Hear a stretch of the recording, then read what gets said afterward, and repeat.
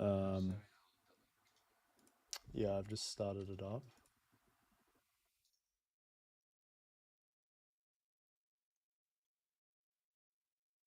You got it? Okay. I'm just not getting sound from your end, so let me just work out why this is not working.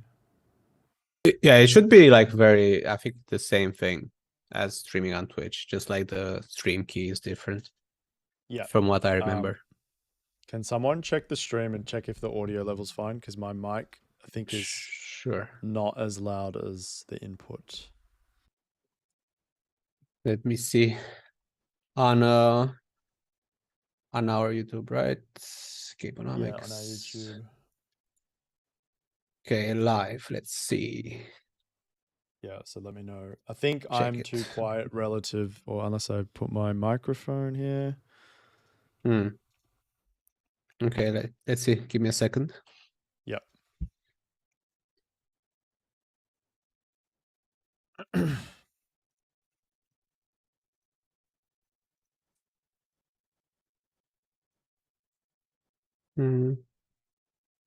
Yeah.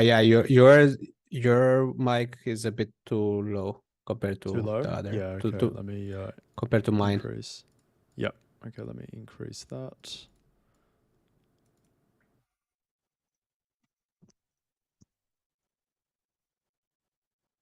So 5 decibels. It has like 10-15 seconds delay. Oh, is it really that long? Okay, let me. Let's see. I don't have a delay on, so it shouldn't.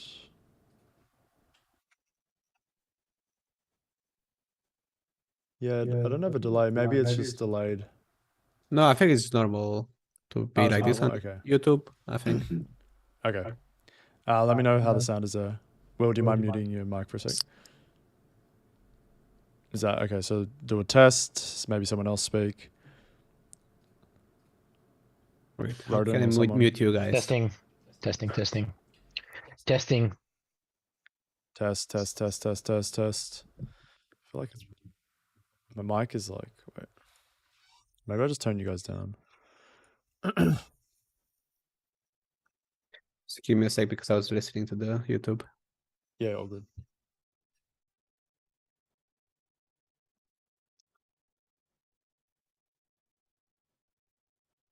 Oh, wait.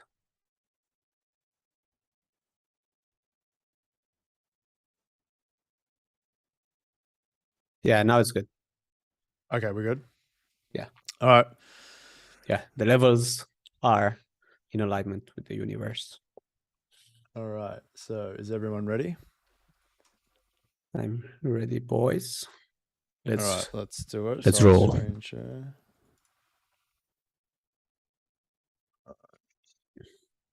F5. There we go. How do I get the chat up as well? We will have the chat. Deactivate. Boom. Oh shit. Okay. Let me move this so it's a bit better. How the hell? Oh yeah. Okay. Cool. Behind the scenes. Say it again, Will.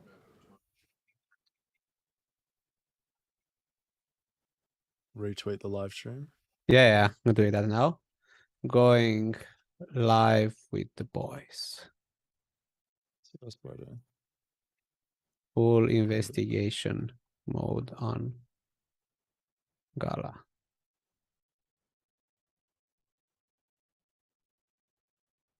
Trying to work out the best way to get the webcam. I expect all my 41 followers to join.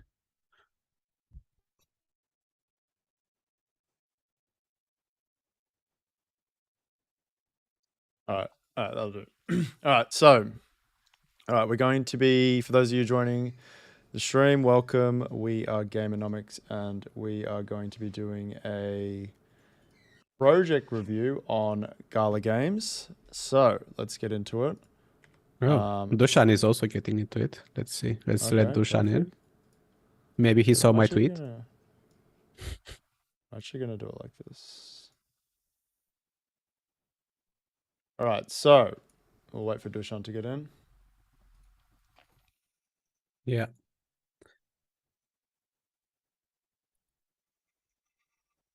Okay, so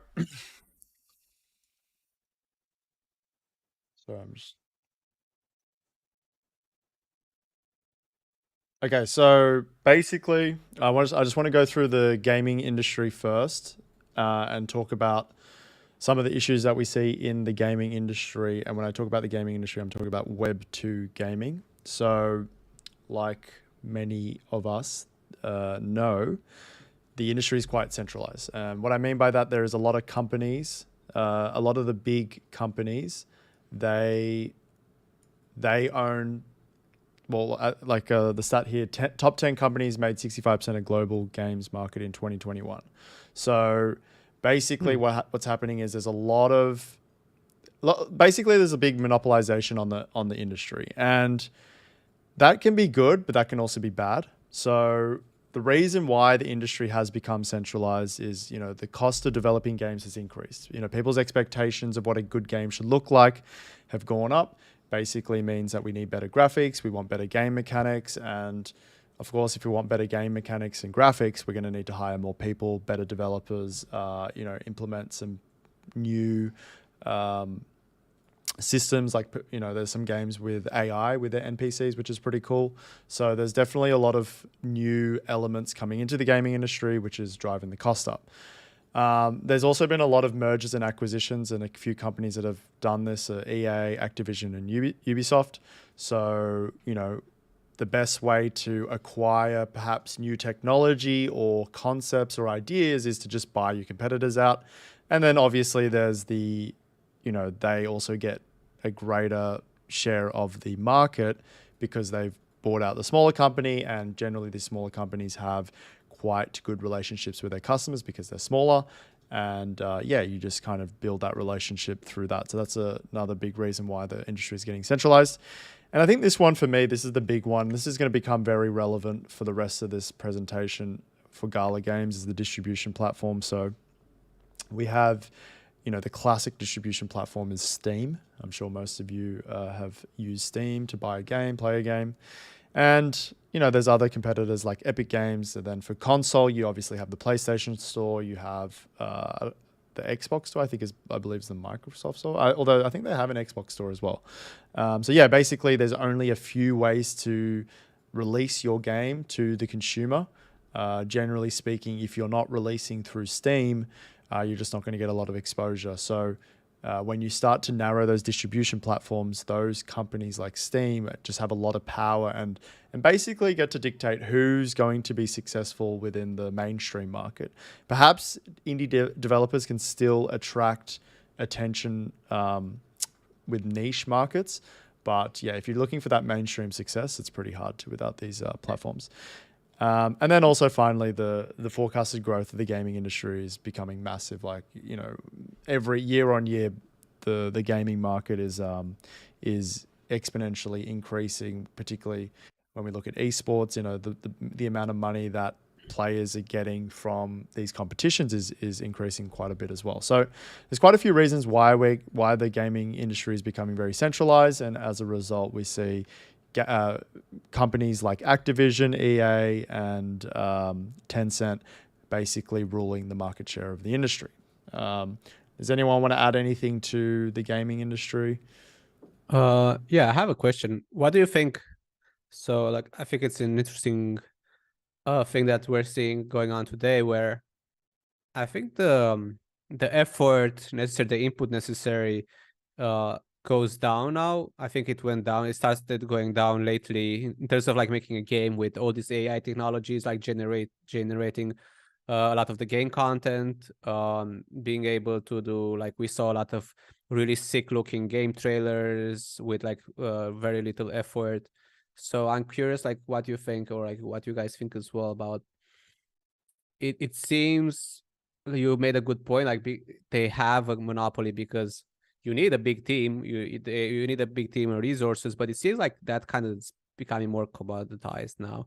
You maybe can pull off a pretty sick looking game or like pretty sweet game with a smaller team, and with the lower fewer resources because of all these like AI tools generation stuff coming out now.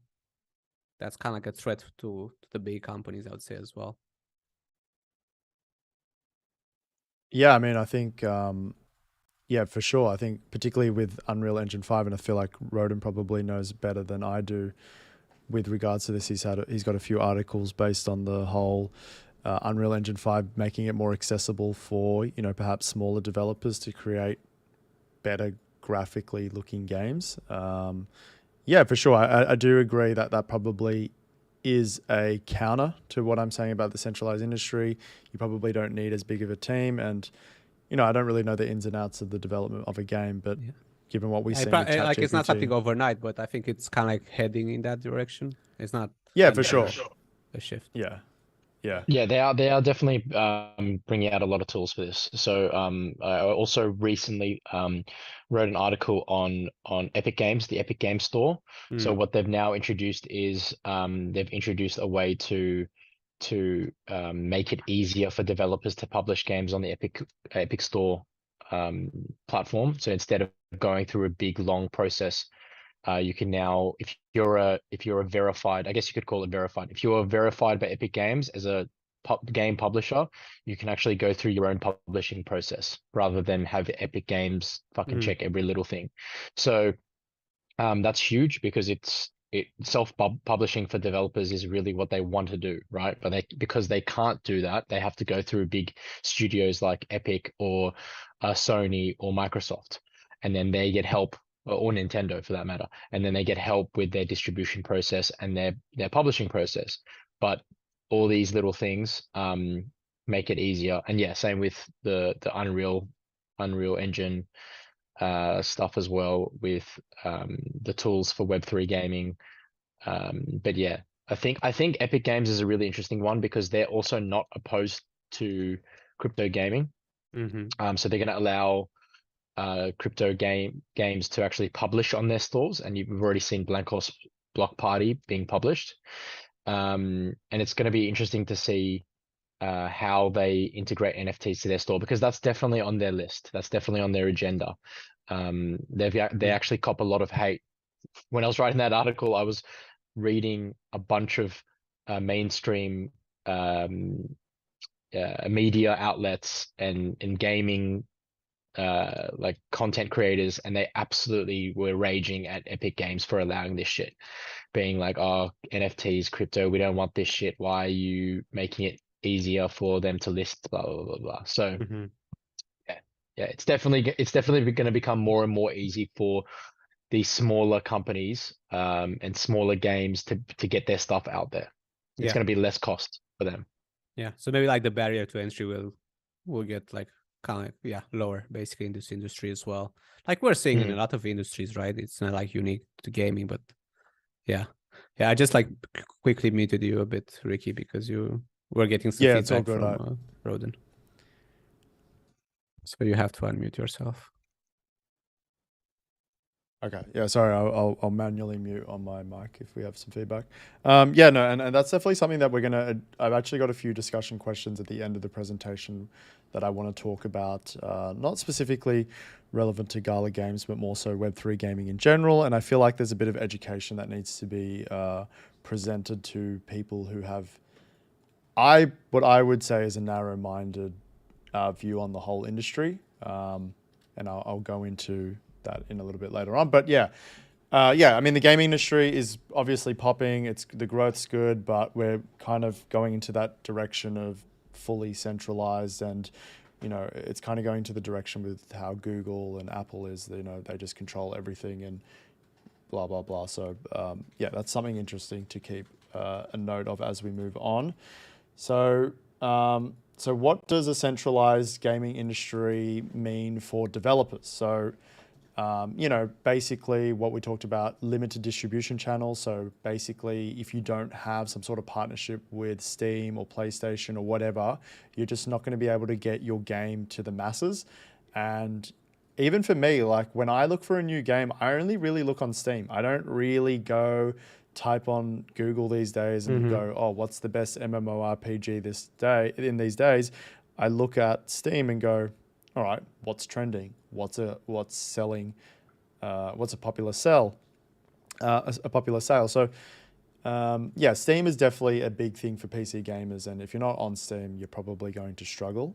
Another issue for developers is the high barrier to entry. So, like we just talked about, the costs of building new games these days are increasing. Yes, there's tools that are providing some support, but I don't think we will see the full benefits of that until maybe a couple years, maybe even longer. Perhaps with the development of AI, that will, make teams a bit more efficient and be able to utilize resources to the max. And then moving on, we got like limited innovation. I mean, this one is a bit, I'm not like fully sold on this point, but I've kind of tried to spin it in the sense that when you have corporate publishers who perhaps aren't in tune with the gaming industry, and that's kind of the criticism that Blizzard was getting, that the original Blizzard developers they basically played World of Warcraft as well. Like they gamed themselves and they understood what the community wanted. But as the company grows and grows and grows, obviously people who are there to purely make money start making the big decisions, and perhaps a bit of the creativity and risk taking in terms of a gameplay mechanic starts to fall, because if you're reporting back to shareholders, you're generally going to go for a cookie cutter game design, and that's kind of what we see with Marvel with their movies. It's the same structure every single time. There's the storyline is pretty much it's self-fulfilling. You know what's going to happen, and I feel like that's probably what's happening with games at the moment, and that's why people are getting a little bit annoyed with that. And then finally, the dependence on publishers. Yeah, if you don't get picked up by a big publishing company, you're generally going to find it very difficult to scale. And yeah, sure, you can have that niche player group or market that's going to enjoy your game and perhaps give you a lot of money for it. But at the end of the day, if you want to grow and make even bigger and greater games, you're probably going to have to partner up with a big corporate company. Yeah. So I think you're saying here with the profit stuff, I think that makes a lot of sense. So probably it looks like a lot of these big companies, gaming companies, basically they're optimizing for profit instead of like optimizing for game enjoyment, for like the players' enjoyment. Well, I mean, I think it'd be unfair to say that they all do that, but I mean, it's becoming pretty obvious, particularly once you make it a business, right? Like once you make it like a business, it's like the primary goal is to generate money, not to like be very liked by the community, right? So, well, I think maybe when they go public was probably a better way to, but when they start having to report to shareholders, that's probably when we start to see a bit of a divide from making good gameplay for the community versus making profit. And unfortunately, they're going to have to swing towards shareholders, because at the end of the day, shareholders are what keeps these people in their jobs, right? So, and that's not to say that there's not good games coming out. I'm just saying that this kind of structure it could lead us into the extreme of that, So, yeah, that's basically the issue for developers. I kind of want to skip through these quickly just because these aren't necessarily Gala game related, but I just want to provide a bit of context. Now, the issues for gamers, I think the issues for gamers it's not as bad as for developers. I think developers really get owned in the centralized gaming industry. Gamers are we're pretty privileged in the sense that there's a lot of good games that get produced, and the competition is so high, and there's honestly like a lot of really good games that come out. But I have written a few points here. So limited options.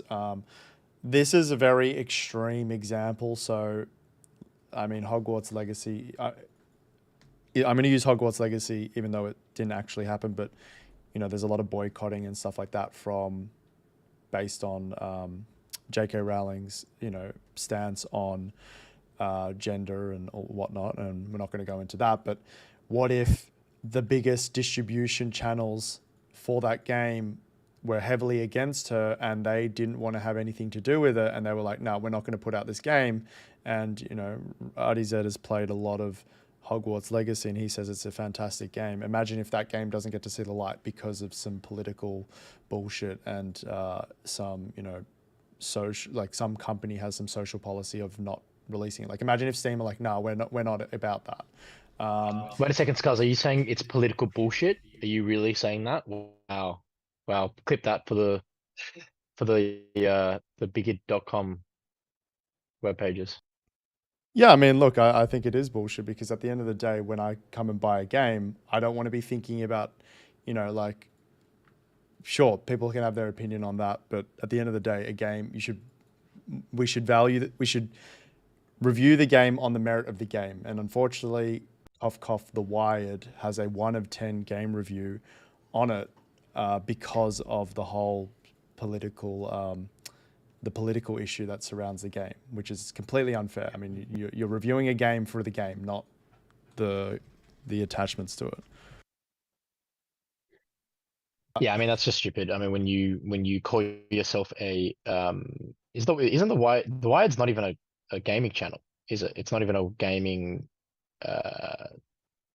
yeah, it's just a general news media outlet. So that's why I'm not surprised they couldn't put together a proper review. I mean, I don't know why they're reviewing Hogwarts Legacy in the first place. They were probably trying to just hate on it, to be honest. But yeah, if you're not reviewing a game or if you're not looking at a game as as number one, then there's going to be issues. So yeah. Yeah, and then I think there's also, I mean, like that's an extreme example, obviously, but that's kind of the issues we could see with a fully centralized market. Yeah, exclusivity, I think is becoming less of an issue these days. Remember 5-6 years ago when Xbox and PlayStation wouldn't want to do cross-platform? That was obviously very annoying.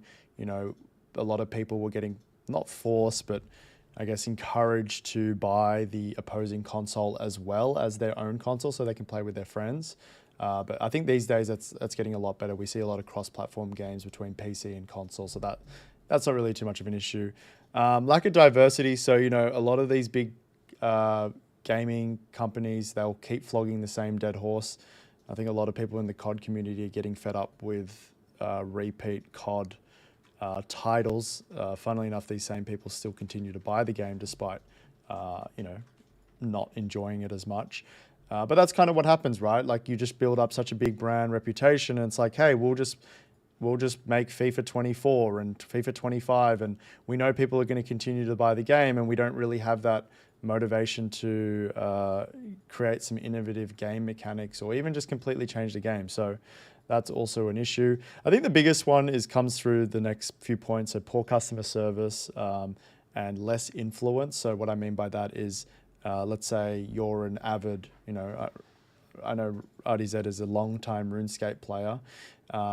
He's been through it all, and if he wants to voice his opinion on how to make the game better, generally speaking, these corporate companies aren't going to take those opinions in consideration. That being said, Jagex, specifically RuneScape, they do a really good job at actually communicating with their community, and they end up having some pretty good game development updates that are generally well received from the RuneScape community. So that's pretty good as well. And then finally, microtransactions. This is going to cross over into crypto gaming. So I'm not saying that this is, I'm not going to say that Web3 gaming is going to be completely free of this, but I think the problem is developers are finding it hard to find new innovative ways to monetize their game without actually selling out. And, I think Web3 does provide an alternative solution to that problem. We've talked about this a lot in previous meetings with regards to secondary market sales. I think a lot of people, particularly in the Web2 gaming space, don't actually understand how big the whole generating revenue from secondary markets. You can use CSGO as a fantastic example of how much passive money you can make from having a system like that. There are obviously arguments for not doing that on the blockchain. I think there's also arguments for doing it. Once again, it's hard to push people's opinions in one direction or the other. But I think that is definitely a talking point.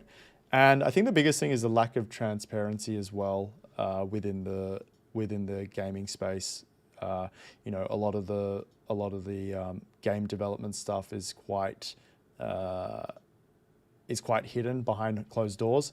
And I think something that we see a lot in Web3 gaming, which is really good, is everything gets leaked. Like they are leaking literally everything that is happening with the gameplay development, with the partnerships that they're doing. Like everything is fully transparent. Well, not fully, that's probably too far, but we see a lot more transparency with Web3 games because they're trying to accommodate more for their community, because at the end of the day, they don't have a lot of these Web3 gaming developers, they're not answering to Blizzard, they're not answering to they're not answering to like Activision or Sony or whatever. So that's a really big point which we're going to talk about at the end of the presentation. So yeah, they're just a few issues for games and developers. I'll let you guys jump in. Is there anything that someone wants to comment, add to these two topics? No, I think we're good. Ready? Yeah, all good. Ready for let's go on. GALA. All right, let's get to GALA Games. All right, so that's the whole point of the context is important. So why is GALA Games important to the gaming industry? Well, because we need to create a decentralized platform so that gamers, more so, I would say more so developers, I think the developers benefit a lot more from this type of ecosystem. So what is GALA Games? Decentralized gaming platform. I like to explain it like it's a decentralized Steam or Epic Games.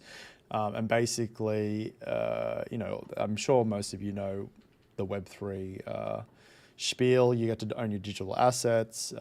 It's a lot easier for developers to receive funding because they can do it directly to their community. They don't have to go through a middle person, you know, like a publisher or something like that to get funds. That being said, there is still a lot of VC investment in the space, but we have seen a lot of capital raising directly from the community.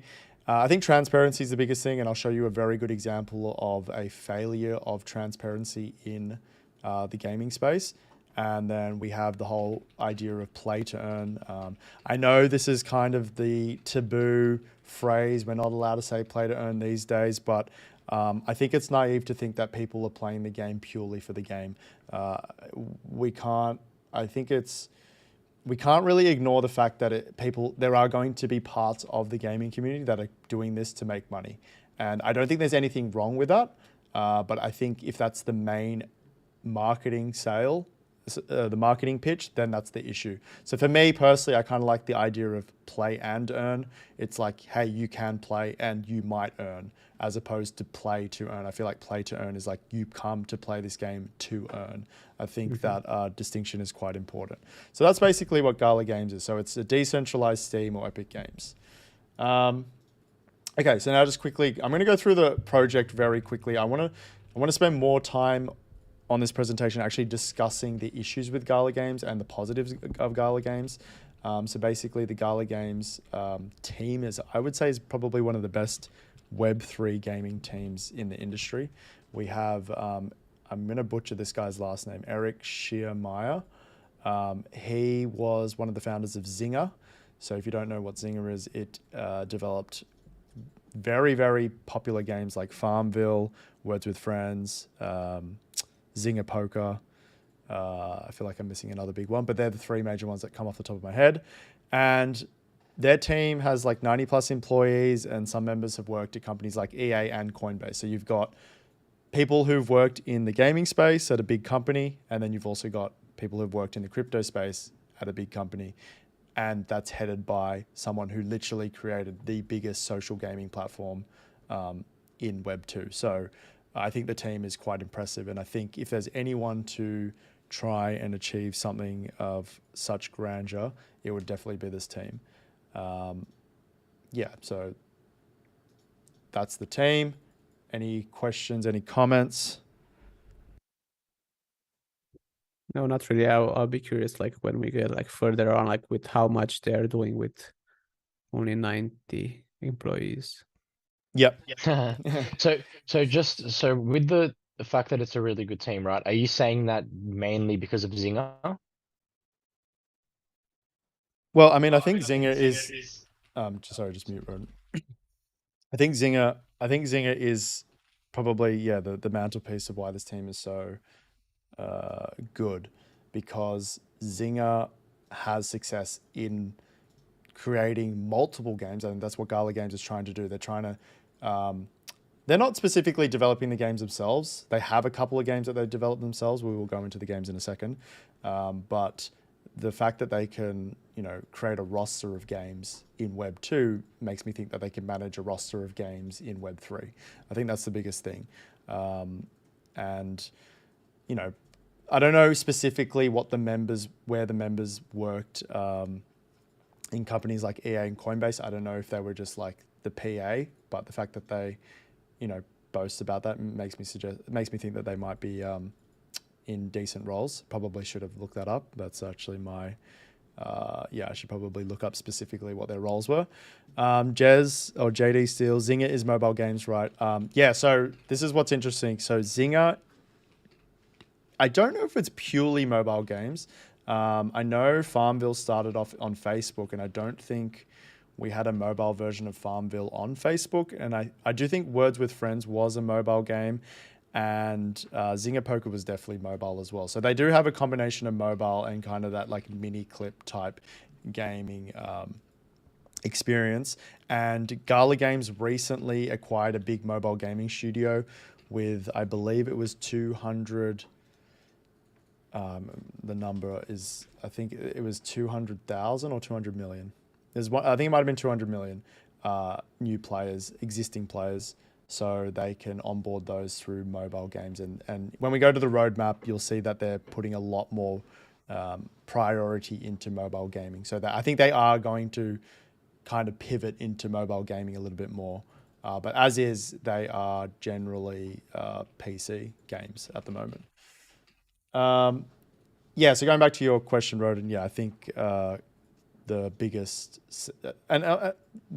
selling point is the fact that they did found Zynga, and also think about the network and the connections they would have built from that, building that company in the tech space. Like they would just know everyone. They would have really good resources. They would have really good connections, and I think that is very valuable on its own. Yeah, I agree. I think the team looks pretty solid also, like from reading your article, and like what you're saying here. The team does look competent. They know what they're doing. They have experience. They're not trying to do something too different from what they've been doing before. So yeah, I'm curious. I don't know if here's the space to talk about it, but like, what do these employees do? Like, what are they doing? So because you're saying they want to be like this team, right? They want to be like a platform for games, and you said they are also developing some games. Like what are they doing as a team with these 19 plus employees? Yeah, so I'll answer the question in a sec. So just to clarify the number of mobile players that they onboard, it was 20 million, not 200 million. Is a bit too many. And going back to your point about the employees, like I said, the biggest thing, I didn't actually look at the breakdown of their employees in terms of what each employee is doing. But just like what projects are they working on as a team? Like just like the Gala team. Yeah, so the Gala team they have developers in the game Miranda's that's coming out. That's meant to be the biggest MMORPG Web3 game. So they're working on that project. And then obviously you got people working on the platform itself, making sure that the tokenomics, they're doing a lot of good things with the tokenomics, improving it. And then they're trying to do a film division, a decentralized music division as well. So they're doing quite a lot with 90 plus employees. They're doing a lot. So to answer your question, they've got a lot of projects on their hand. And I believe Townstar is also developed by Gala Games, which is another game that is already released. It's like a Farmville, actually. Okay, so basically with this team, they're basically trying to build like some kind of decentralized, like Spotify, Netflix. They're building like 2 games. They're building the platform, and by contrast, like how many employees does like Illuvium have, roughly? Yeah, I mean, I don't know if Illuvium had to forego any employees as of recently, because obviously tech's having a lot of big layoffs. I know Treeverse, one of the Web3 games that we've covered, had to lay off quite a few members of their staff. But from memory, I believe Illuvium has just over 200 employees. Mhm. And yeah, their scope is definitely a lot smaller than Gala Games. Actually, mind you, they're trying to make 3 games. It might honestly be quite close. That being said, Gala, it's a bit more streamlined. You know, they're not delving into film. They're not delving into music. They're making 3 games that still gaming coexist with each content. other. Correct. So it's still the same industry, if you will. But yeah, Gala Games is definitely, that's one of my criticisms that I made in my video, was that I think Gala Games is probably doing too much.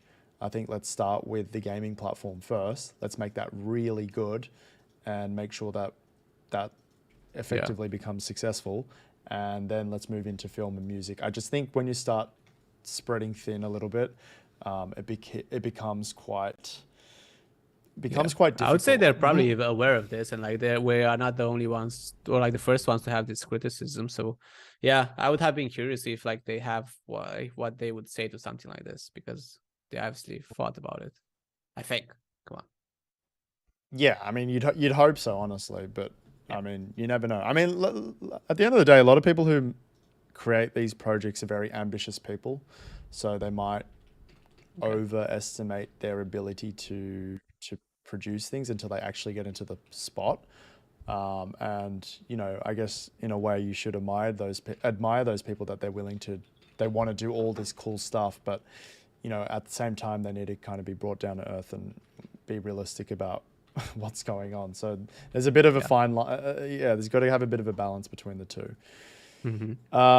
Okay, so moving on to Gala Games gaming offering. So at the moment we have 4 playable games. We have Townstar, which is basically a Farmville, a bit more complicated Farmville 3D simulation game. We have Spider Tanks, which is basically like a MOBA that it's 3v3. I haven't actually played it yet. Then we have Legends Reborn, which is a card game, a strategy card game. So basically like a Hearthstone for those who don't know.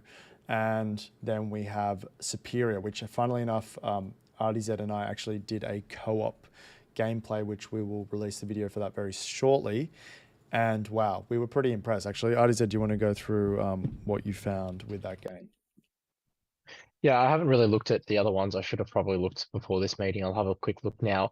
Other than Spider Tanks, obviously, because of Shell Force, had a look at it.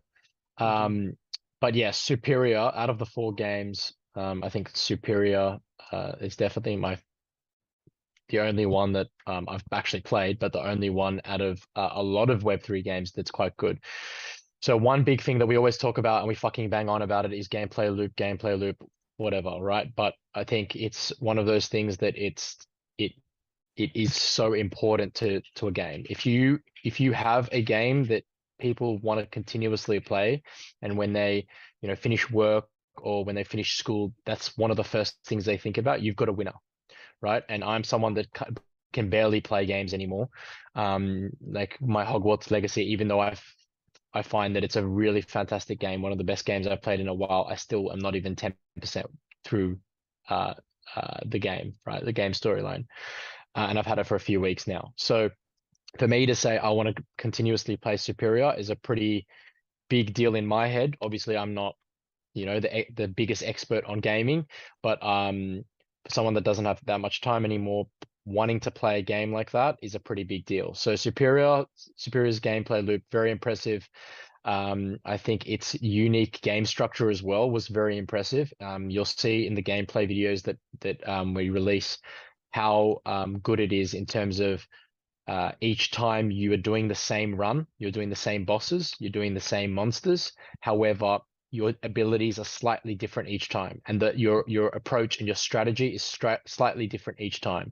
And that way you can communicate with your friends and tailor your run, so to speak, or your attempt in a different way each time. And obviously, when you first start the game, you don't know what the fuck you're doing. You're just experimenting. But then as the game, as you start learning and as you do a few more runs, it becomes better. It becomes better and better. So essentially, what it is, it's the same gameplay, but you're doing it in different ways, which is really powerful, because if you can secure a game like that and make it very popular, think about the games that that have that similar structure. You've got games like Fortnite, you've got games like League of Legends. League of Legends has had the same fucking map and that's really the same game structure for over a decade, right? So if you can secure that sort of game in as a strong game within the within the market, I think you can do very well. Yeah, I'll just keep it at that because we're not talking about Superior, but yeah, it's a game that I was really surprised at. Really surprised at. I actually want to play it right now. Like as I'm talking about it, I want to fuck this meeting off and go play it. Okay. Okay. I'm actually looking at it on the side here. That's the gameplay with fireballs flying around. These guys like shooting at big monster things. Looks interesting. Yeah, so the game mechanics aren't, I think there's a lot to improve on with the game mechanics, right? They're actually not as impressive as maybe other games when it comes to the shooting, when it comes to the jumping, when it comes to the maneuvering. I think it's the preparation of the runs. I think it's also a big factor for me is co-op. Being able to go and do that run with your friends and be able to have your friends play different characters and have different roles, but tailor those roles differently each time is very important. And I think it does that very well because yeah, if you look at the gameplay on YouTube, it doesn't. I think there's still a room for improvement. Yeah. Okay. Well, at least we know who's gonna cut the trees in the team there. Yeah, true. Yeah, we'll be the slave. Okay, so yeah, so basically, I'm for those of you who are interested, I'm going to be doing a full gameplay review and actually just a full game review and how it impacts Gala Games' overall ecosystem in future YouTube videos. So go and subscribe if you want to go see that. And basically, Gala Games has made a marketplace for NFTs, which I guess is pretty standard for Web3 games. What's crazy is they have a monthly active user base of 1.3 million. This is what's recorded on the site. Now, I don't know if that is unique because from what I've been reading about Townstar, that there's quite a few people who make multiple accounts with different wallets to farm the token and compete in competition. So you got to take that with a bit of, with a grain of salt. And then I think the biggest things that are coming out of this is the games in development. So Mirandus is a big Web3 MMO that's about to come out. Sorry, an MMORPG. You got the Walking Dead Empires, which is basically like a survival game based on the television series Walking Dead. And then for me personally, the one I think is the most exciting is this game called Grit. It's on Epic Games. It's a Western battle royale shooter, and I quite enjoyed Fortnite. I don't play it that much these days, but I think Grit would be a nice variation where we have a Western themed battle royale. So that's something I'm quite excited to play in the future. Okay, so let's look at specifically the Gala Games roadmap for 2023. So we have about 40 titles that are in development, and they predict 12 to be launched in 2023. 26 of these will be cross-platform. And just going back to JD Steele's comment about mobile games, yeah, it seems to be that pivoting a lot, particularly with this acquisition of this mobile platform gaming company that they acquired. It looks like they're going to be really hammering home the mobile game stuff.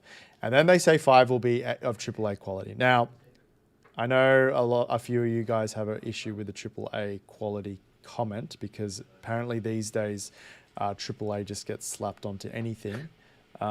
So, take that as you will. I think our definition of AAA might be different to their definition of AAA, but who knows? I'll leave it up to them. Gala Games is, yeah, they're also developing. Just put AAA and AI in your project description, and you're killing it. To the moon. Yeah. Yeah, AAA is one that gets thrown around a lot. Gala Games also developing, Daniel, just to add to the films, the music, and the games, they're doing a layer 1 blockchain on top of that. So there you go. There's just to make it a bit more complicated. Easy. A bit more work for the team. So it's called GYRI. I actually think this is going to be good, and I'll explain it a little bit later on. Yeah, basically, I think at this point, Okay. if you don't have a good blockchain to run a Web3 game on, whether that be a layer 2 on ETH or you build your own layer 1 that's efficient, you're just not going to make it, just because no one's going to want to sell a $2 skin and pay $10 in gas to do that. So yeah, this is definitely a good direction for Gala Games. Yeah, so that's the 2023 roadmap. Okay, so I wanted to speed through the Gala Games overview just because I want to spend more time on the tokenomics, and I think this is where the discussion gets a little bit more interesting. We probably will have some differences of opinions on how this should happen.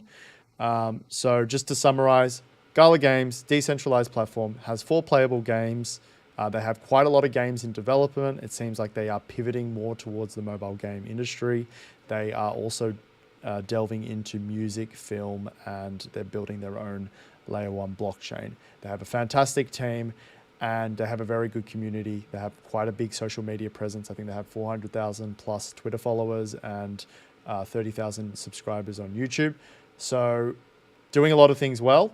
They also have partnerships with Mark Wahlberg and Dwayne "The Rock" Johnson's film companies for their film stuff. So a lot of good things. Does anyone have any questions about what Gala Games is? Do I need to explain any aspect of it in further detail? I think it's fine. So just to simplify it, right? We're looking at a game developer, number one. They've got interest in developing games. And then number 2, a platform where you can go and access games. So just to make it really for apes, let's say I'm an ape, which I am. Those are the 2 main points of the platform or the company. Yeah, that's probably the perfect way to do it. Game developer and game distributor, but also delving into a bunch of other things as well. Yeah, cool. Okay, cool. So we got that down pat. All right. This is where it gets... So for what it's worth, up until this point, Gala Games, fantastic project. I think it has potential. I like Superior. If they can develop more games like Superior, they're going to have a very good game offering.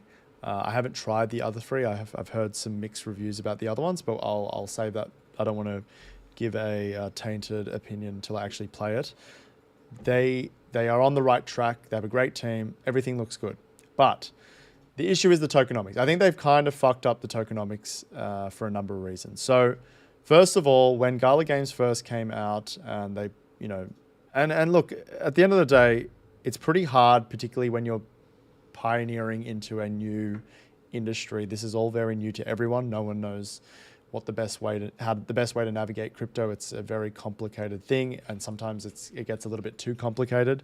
And I feel like Gala Games has overcomplicated their tokenomics, but is what it is. That's how they started. So the Gala Games token is called Gala, and this token, from what I've read, I could be wrong, but I've gone very deep into this. To me, it seems like it is merely a token that facilitates payments and settlements in the Gala Games ecosystem. And what I mean by that is its only use case is to buy and sell NFTs on the marketplace. There is an exception because Townstar has now recently moved away from their town token to Gala, and I believe that Gala can now be used to upgrade some of their buildings in the game and whatnot. So, basically a way to kind of progress your development within the game. But we'll get to that a little bit later because that just throws a spanner in the works. But right now, Gala, that's all it does. And its other feature is that it is a primary reward mechanism for founders nodes. So basically, I probably should quickly go into what a founders node is. Founders nodes are basically people who operate the ecosystem, and basically it's a decentralized server. So people are providing computing power to make sure that the whole ecosystem is alive, and basically does all the classic blockchain stuff. So verifying, processing transactions, yada yada yada. Now, what you get in return for giving your computing power is you receive Gala tokens, And these GALA tokens are what's important to the ecosystem, because something that I need to make ultra clear. If GALA, so remember, GALA ecosystem run by founders nodes. If the founder nodes have no incentive to operate the founder nodes to get the GALA token, then there's the ecosystem dies. Now, I believe a founders node was like 95 to 100K. So, for, people, that's an investment. I don't think anyone's running a founders node because they have fun in the game. I believe anyone who's buying a founders node is doing this from purely an investment perspective. Now, the problem is the reward that they get is to me is worth nothing. It's literally the token gives you no ownership over the dividends and over the revenue. You don't have any ownership. You don't even get governance. Now, founders nodes do have governance. They get to vote on important things. So there's a bit of utility with the founders nodes in that sense. They get to direct the way that GALA Games is going to move forward. So for example, if there's a game that's coming to the platform, they can vote yes or no whether that's going to be distributed through the GALA Games network.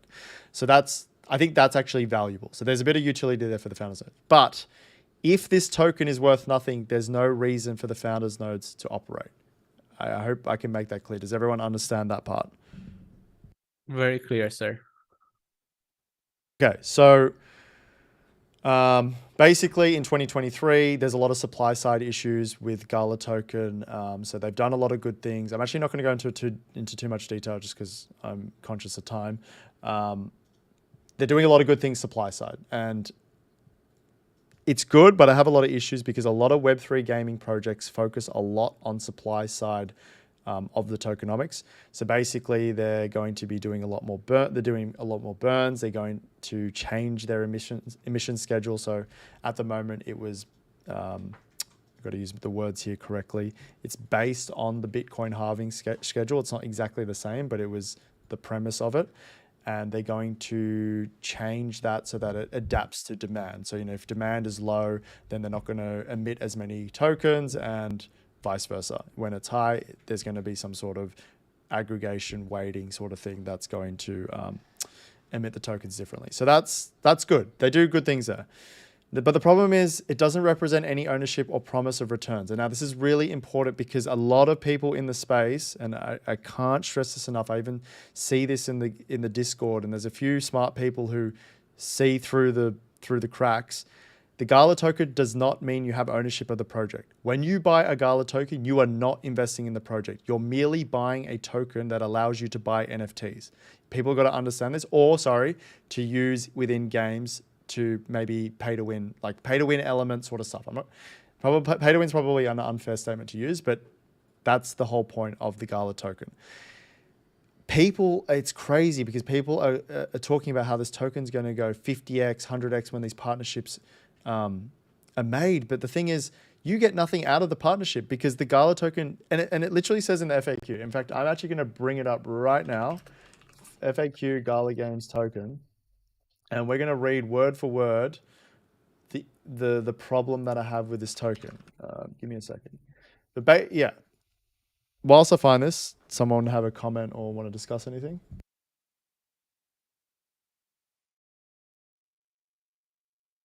Wait, okay, I was muted.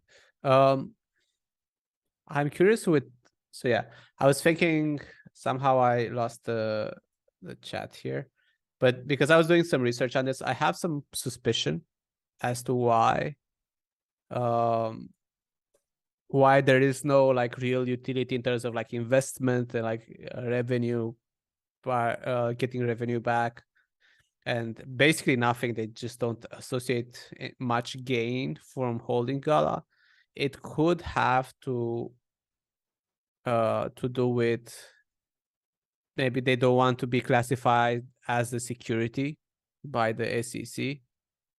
So it could be like and that's maybe why they also specifically say, no, there is no financial incentive here. There is no whatever, any of that. There is no financial gain, because we saw there has been a lot of like mayhem going on with like a lot of these cryptos, these projects, like the tokens becoming a security. So maybe that's something that they are concerned about, and why, like a reason why they're not really attributing much to this token, which of course is still bad, but I'm thinking maybe that's some of the reason. I will look it up just now again. Yeah, no, 100%. And I think that's a very valid reason. I mean, and I think you're actually right, because when we read this part here, they specifically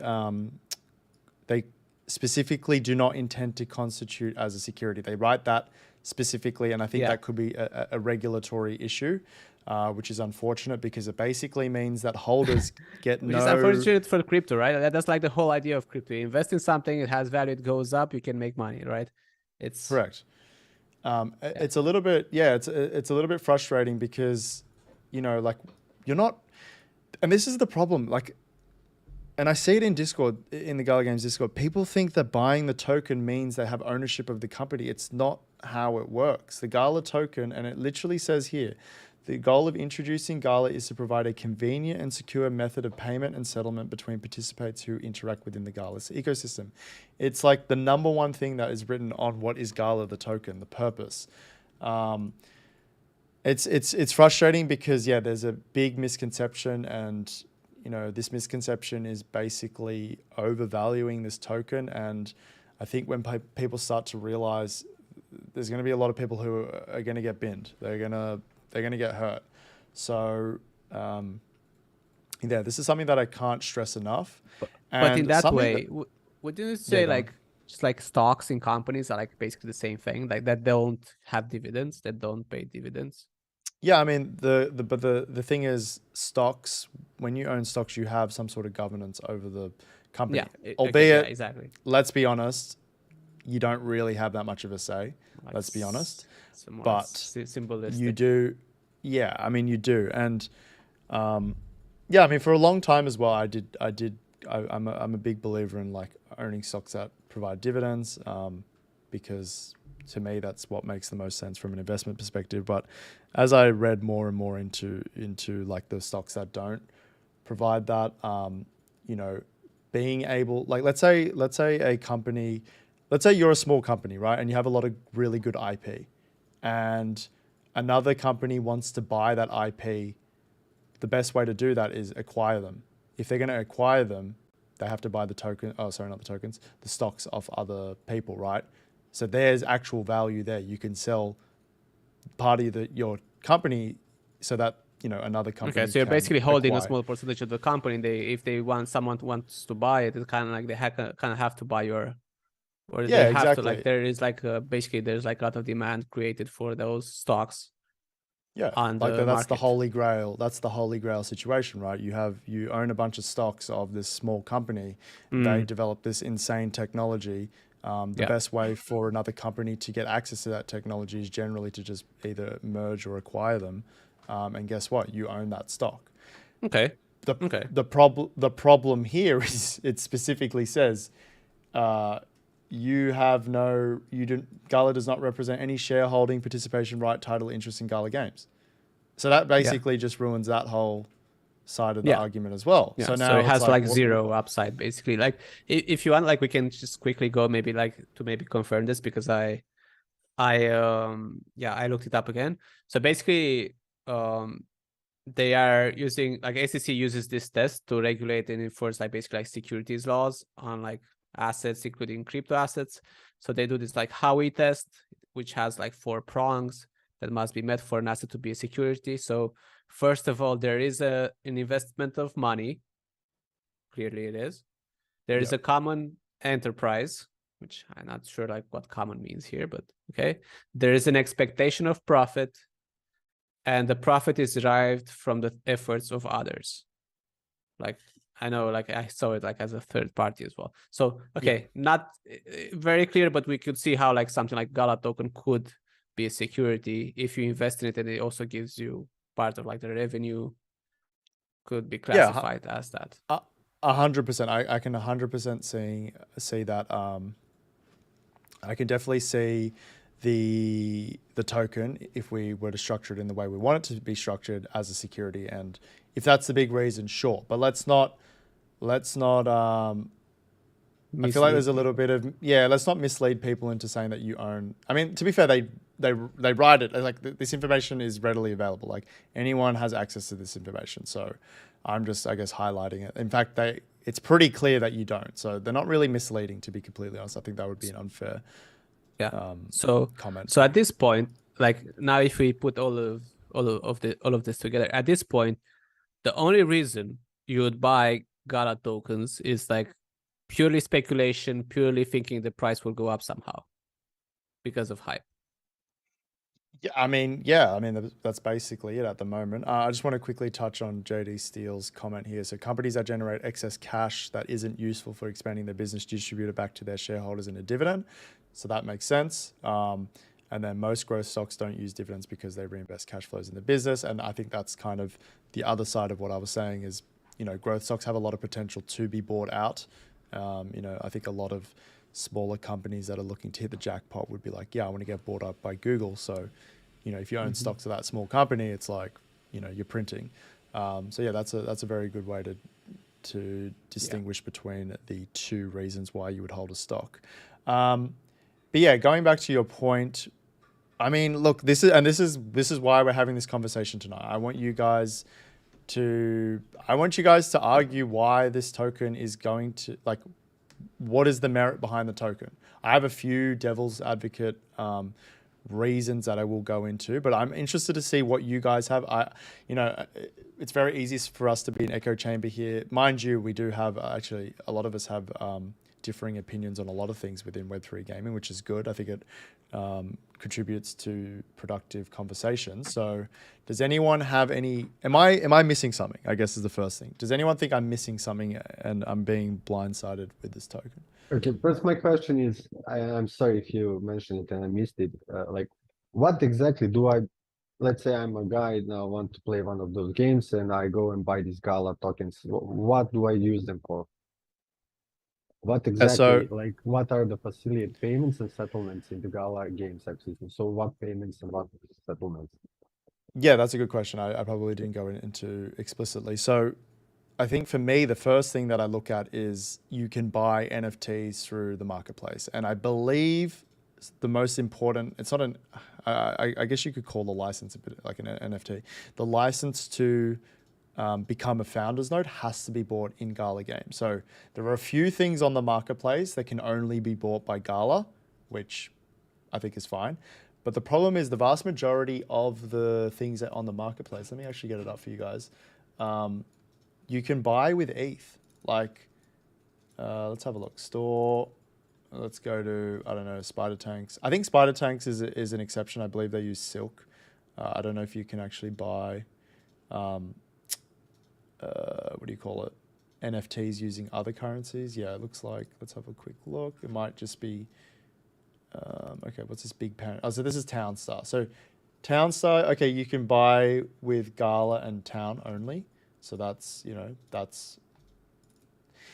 there's pros and cons for limiting what currencies you can use. But let's have a look at, I think it was Walking Dead might be, you can buy things in, yeah. So for example here, Walking Dead NFT, Georgia Arsenal, don't know what it is, but sure. You can buy it with GALA and you can buy it with ETH. So there are some things that can only be bought with GALA, but there are some things that can be bought with ETH or USDC, I believe. So that's the main purpose.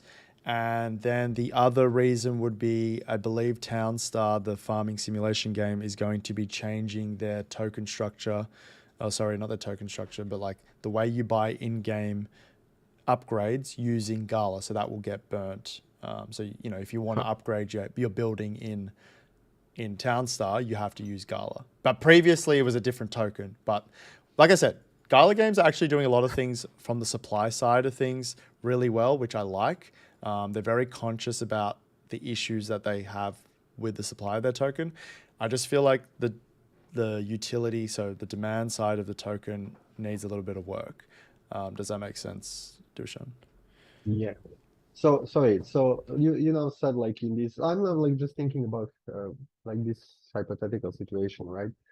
So you are like you want to upgrade some city, whatever, and you need to use GALA. and upgrading city is like a thing that every player should do, right? Like that's the goal, right? That's how you improve, right?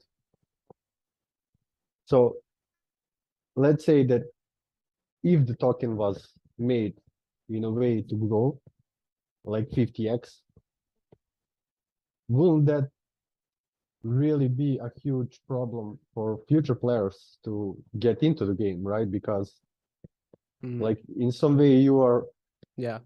making it harder for newer players to get into the game. It's like counter what you want to But do, yeah, right? also just the price, right? Like you make a good Yeah, point. Just the yeah. price of like And making if you random change upgrades in like the game changes a and lot. if you change like the amount of gala, then okay, now you are manipulating the price in some way, or right?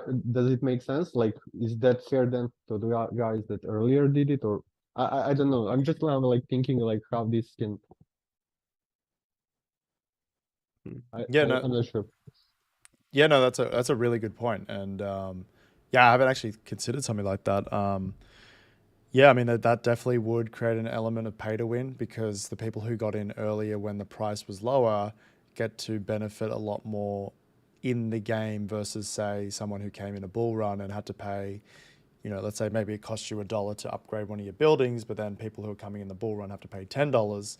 That seems unfair to what do you call it, late participants into the game. And yeah, I mean that's another I guess Yeah, it L looks like for just Gala using token. the Gala in game, right? It seems just like using the Gala in games, the token in game. I think there's a lot of issues with that. So I think Dushan did a good job of highlighting one of those. And I have another one as well that if you used Gala between like multiple games as a token, it really creates a lot of imbalances in the games. It really adds a lot of complexity without much reward. So basically, imagine this asset is like way easier to get in this one game, and you arbitrage it between games basically, like because Gala is easier to make in one game, harder to make in one game, and you can then like create this ecosystem where like you're incentivized to exploit different games and then like sell the token wherever. So it kind of, I think it creates these arbitraging opportunities between games that I don't think that's a good thing to have. Like, or yeah, I don't think that's the intention. Basically, when you're forcing all these games to have the same Gala token, of course, it will be easier. It will be like some games will be easier, some games it will be more. It's impossible to balance it between more games, I would say, especially the very different games, especially like games from different publishers. So yeah, like even having it as an in-game token, I don't think it's a good idea either. Yeah, no, that's those 2 points I haven't considered. So that's a good insight, and I haven't thought about that. And I guess that's why a lot of Web3 games separate their, I guess, governance. I mean, this is not even a governance token, which is funny. They separate their in-game currency with their like main token, if you will. Whereas Gala's trying to, I mean, I can see why they're doing it though. Like they're trying to give it a bit more utility. Like at the moment, it does nothing. Let's be honest. Yeah. So what they by Of course, right? Like it by makes sense for them. introducing Like it they in- want you to buy the token. They want demand because they're Yeah. making probably like quite a bit of money off of selling people the Gala token. But yeah, it's like, what are we getting from this? Why Yeah. not just use fiat? Yeah. No, Like, yeah. what's the benefit? It just creates another layer of confusion for average Joe. I got a quick question as well about the marketplace, right? So the marketplace, it doesn't look like there's actually any listings from individuals. Is this just all listings from the game developers themselves trying to sell in-game assets? Yeah, I believe so. Yeah, I think Yeah, they so will. that's like, Yeah, sorry, go on. no, what were you gonna say? They're gonna introduce the I secondary? believe that, like, I mean, you can buy and sell these on OpenSea though, as on a secondary market. So that Oh, I market see. So they're exists. also on OpenSea.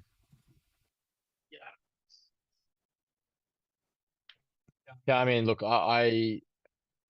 this token, not to sound harsh, but is a piece of shit token. I don't see how there How is does that any sound use. harsh? Okay, I will sound harsh. It's a piece of shit token. Like, what exactly does this do, right? So if I go on the secondary marketplace, if I go on the marketplace, firstly I can use ETH, which I think is a really important point. Why would I buy Gala when I can use ETH?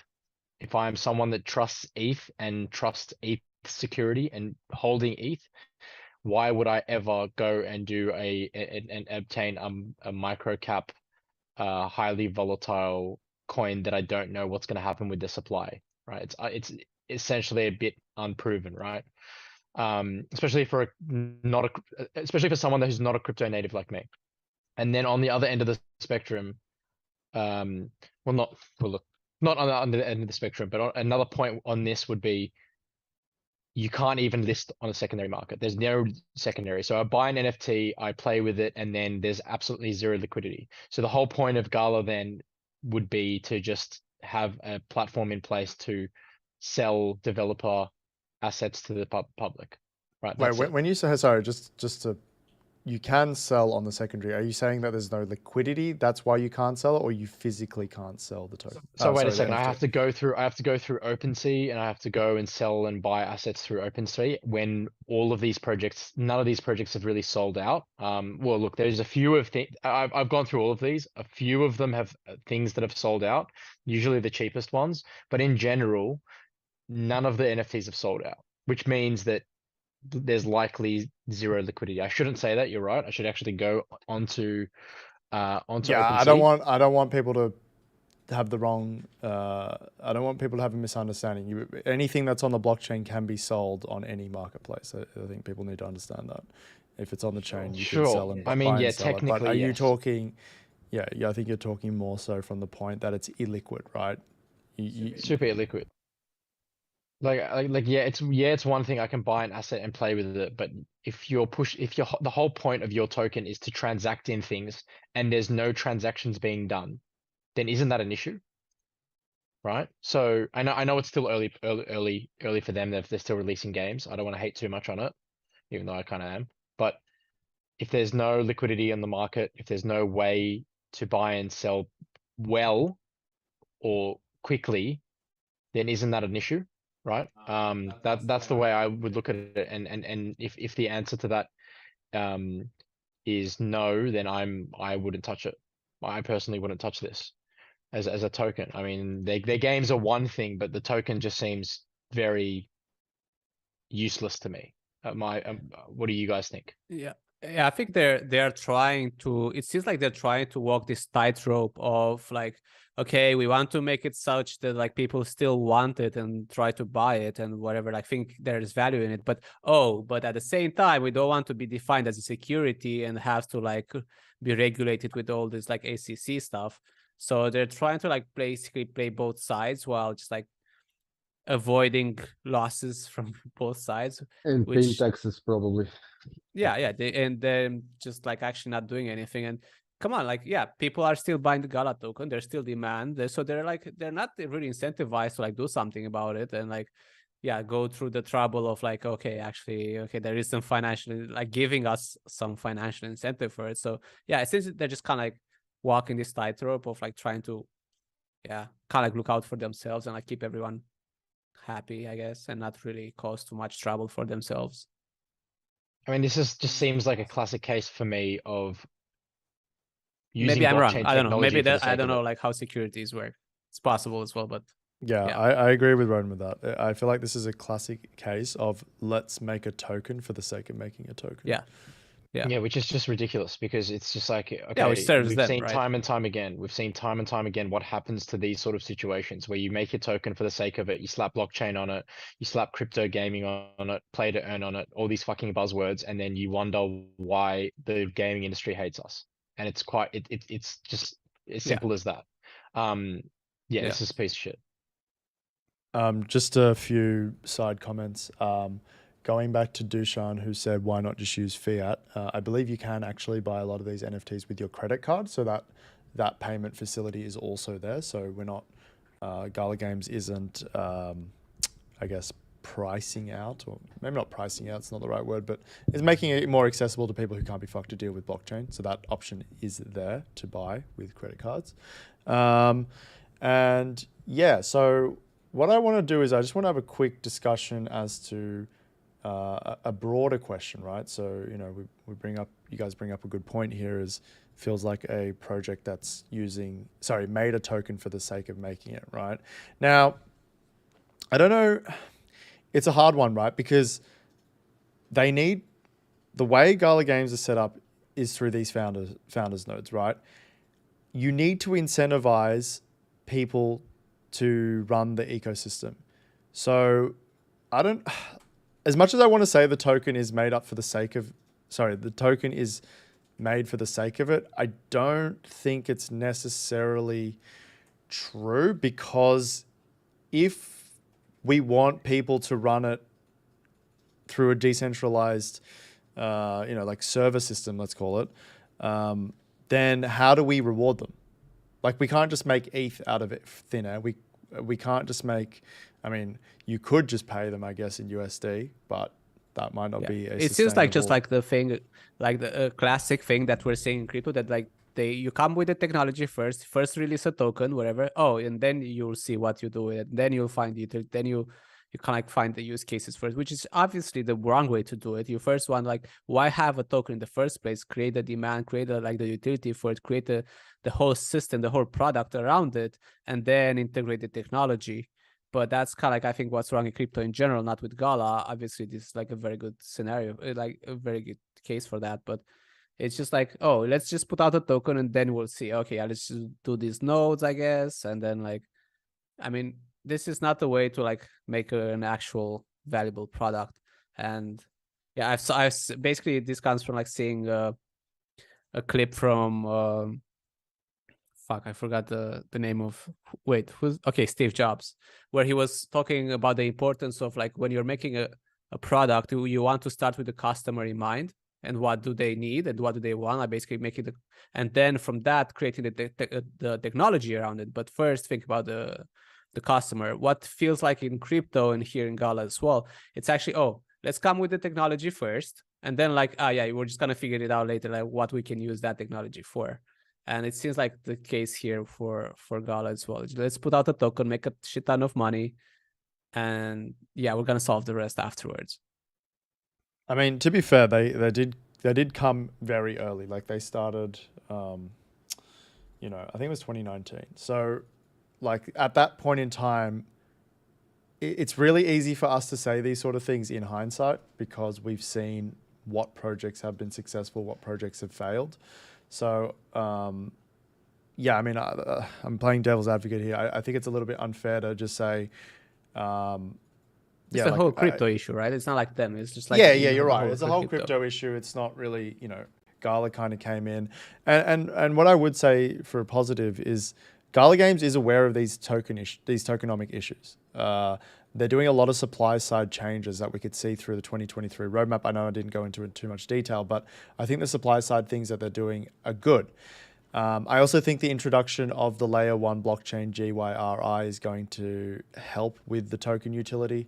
I mean, I like to just compare it to ETH, like Ethereum. People want to buy Ethereum because there's so much shit to do on the Ethereum network. You can do DeFi, you could do NFT, you could participate in NFT communities, you can play Web3 games, and each one of these requires ETH to actually interact and perform activities within the blockchain.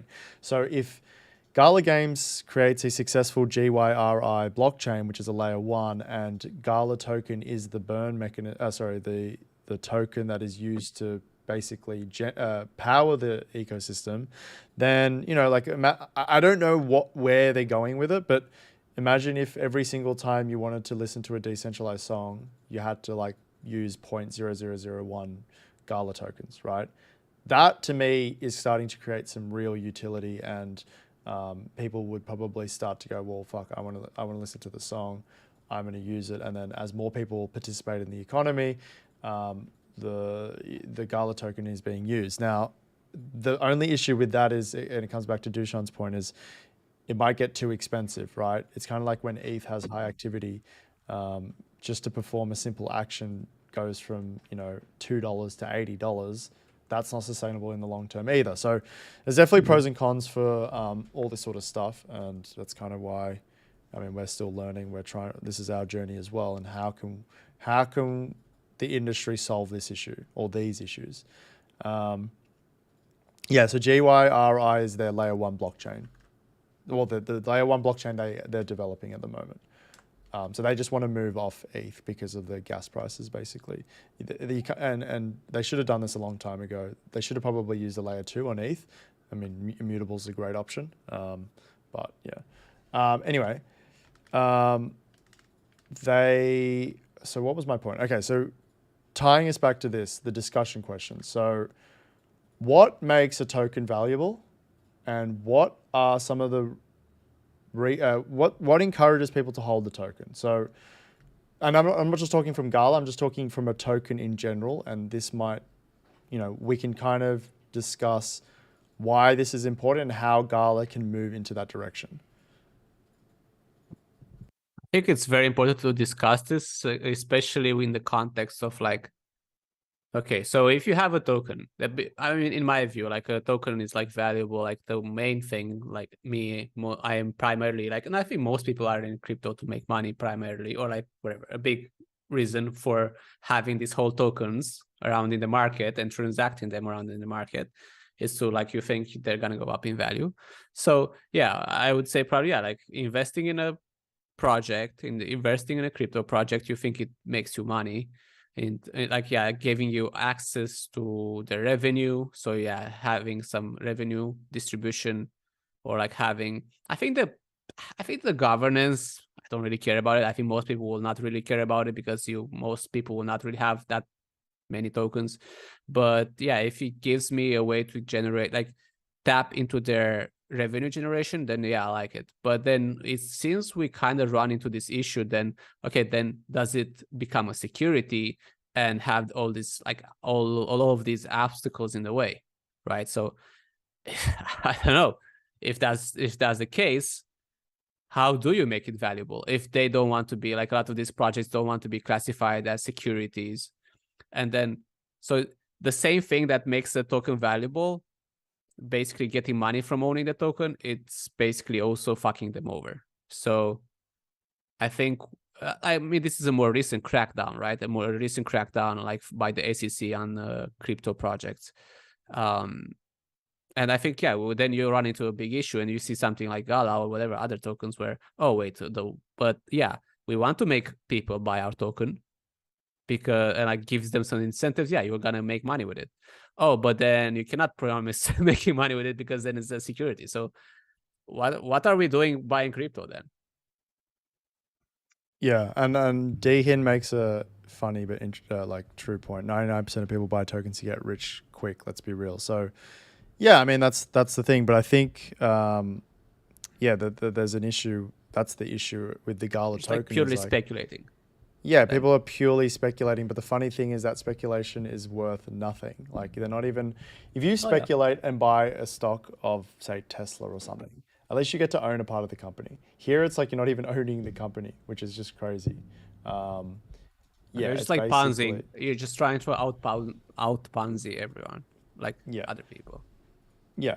No, definitely those are good points. And the whole regulatory thing is something that I've overlooked with the whole tokenomics of this. I haven't really considered the regulatory impact that could happen if they are categorized as a security, which it definitely would if we have the revenue distribution sort of stuff that Illuvium does. But that at the same time, it's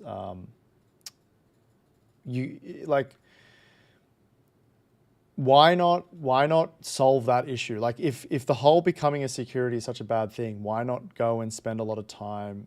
I mean, actually, I don't know if they've done this. Maybe they have done this, but the fact that Illuvium does it makes me think that they haven't, because if Illuvium is doing it, why wouldn't GALA Games be doing it? Yeah, I don't know, like how legal is maybe it? Like maybe Illuvium's Illuvium's doing. Yeah. Maybe Illuvium's risk preference is a lot higher. Maybe they're okay to run it, and maybe they have really good lawyers to fight their case in court. Maybe that's the case. I don't know the inner workings of why GALA chose not to go down this path. I think it is very likely with what you're saying, Daniel. But at the same time, you would create a lot more value for your token if you did the hard yards and went through that process and actually sat down with the SEC, you know, I think, I was reading some crypto projects that have actually been discussing, you know, if our token would become a security in the future. So there's definitely ways to get around it. It's definitely a road bump, but yeah, it's definitely something they can get around. So that's interesting. Does anyone else have any comments as to how a token can become more valuable or encourage people to hold the token organically, preferably? I mean, my only take on. I think the Go ahead, best way to encourage people to hold the token is to just pay out a small percentage of the revenue to every holder, basically. Yeah, no, I agree. I think that's probably the simplest way. It's kind of my view on it, and that's why I'm so big on Illuvium, is because of the whole revenue distribution. Now, once again, it hasn't actually eventuated in reality.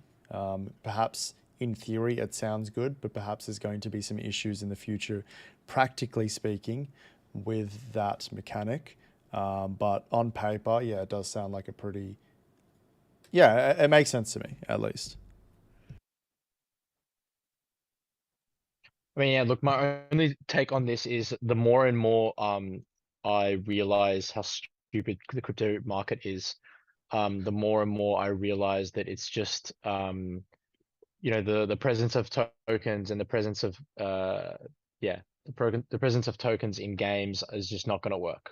Right? That's my view at the moment. And then the only thing that's going to work for gaming is NFTs and the presence of NFTs. I think that's the only way it can be the case. And I also think that having those NFTs in game as a form of loot is also an issue. So I think the only real structure that I can see working at the moment in its current form is the game developers releasing NFTs and then there being a secondary market for NFTs, sort of like how Riot Games releases skins, then they stop releasing skins, and then they create new skins. And it's same with Fortnite. Fortnite have partnerships and skins and all that sort of stuff. That's the only way I see that of crypto being integrated with gaming. I've kind of lost faith in a lot of tokens.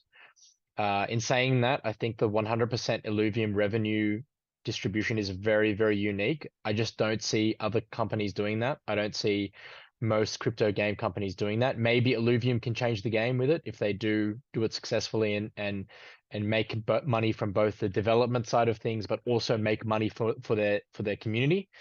I think that could be very interesting.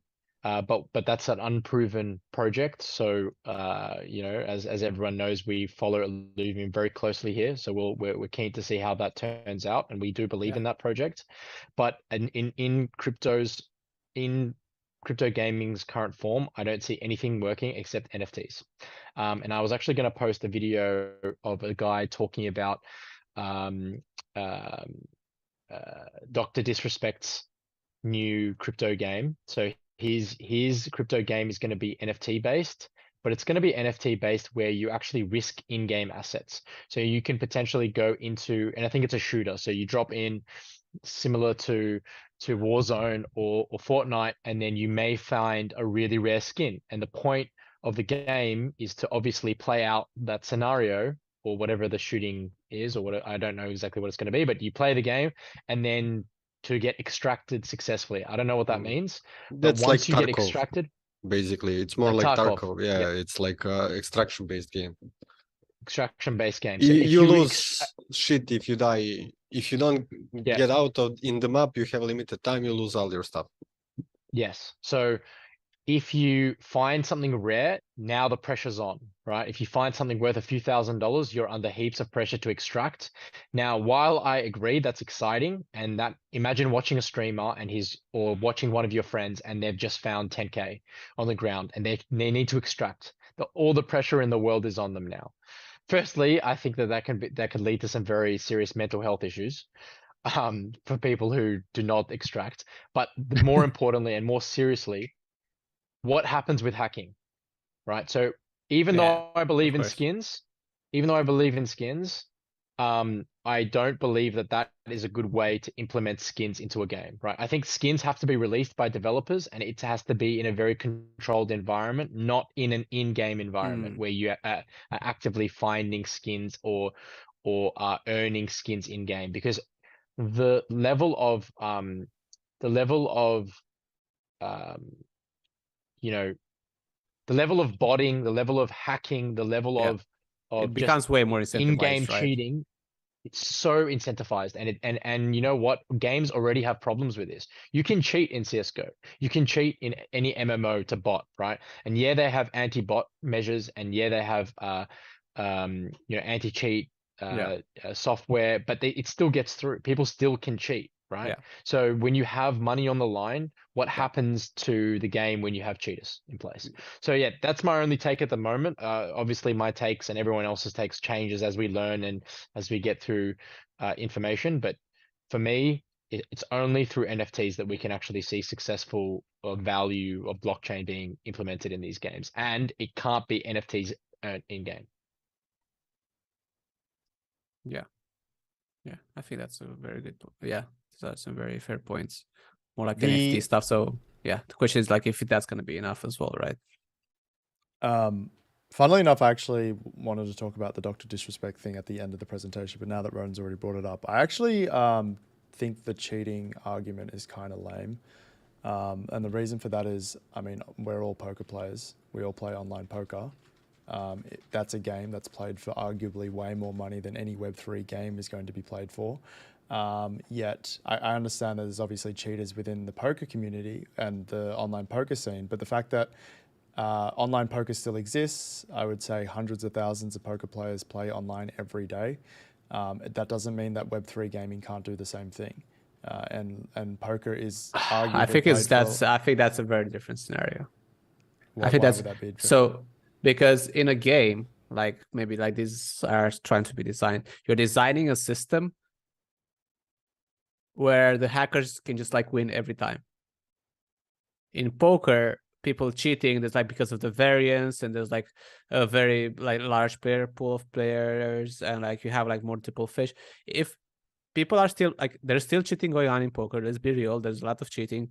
People are still playing because they're still making money. The second they stop making money, they're not gonna play poker, most of them. So by analogy, in the games, if like the hackers like most of the times are getting these, which they can for sure do, like I saw basically systems like these in other games. I played Mir 4 like early days, Mir 4, when it was just like launched as a crypto game, and you would get to mine this all of these like basically this resource in game, which was like a token you could basically a resource you could sell on the market.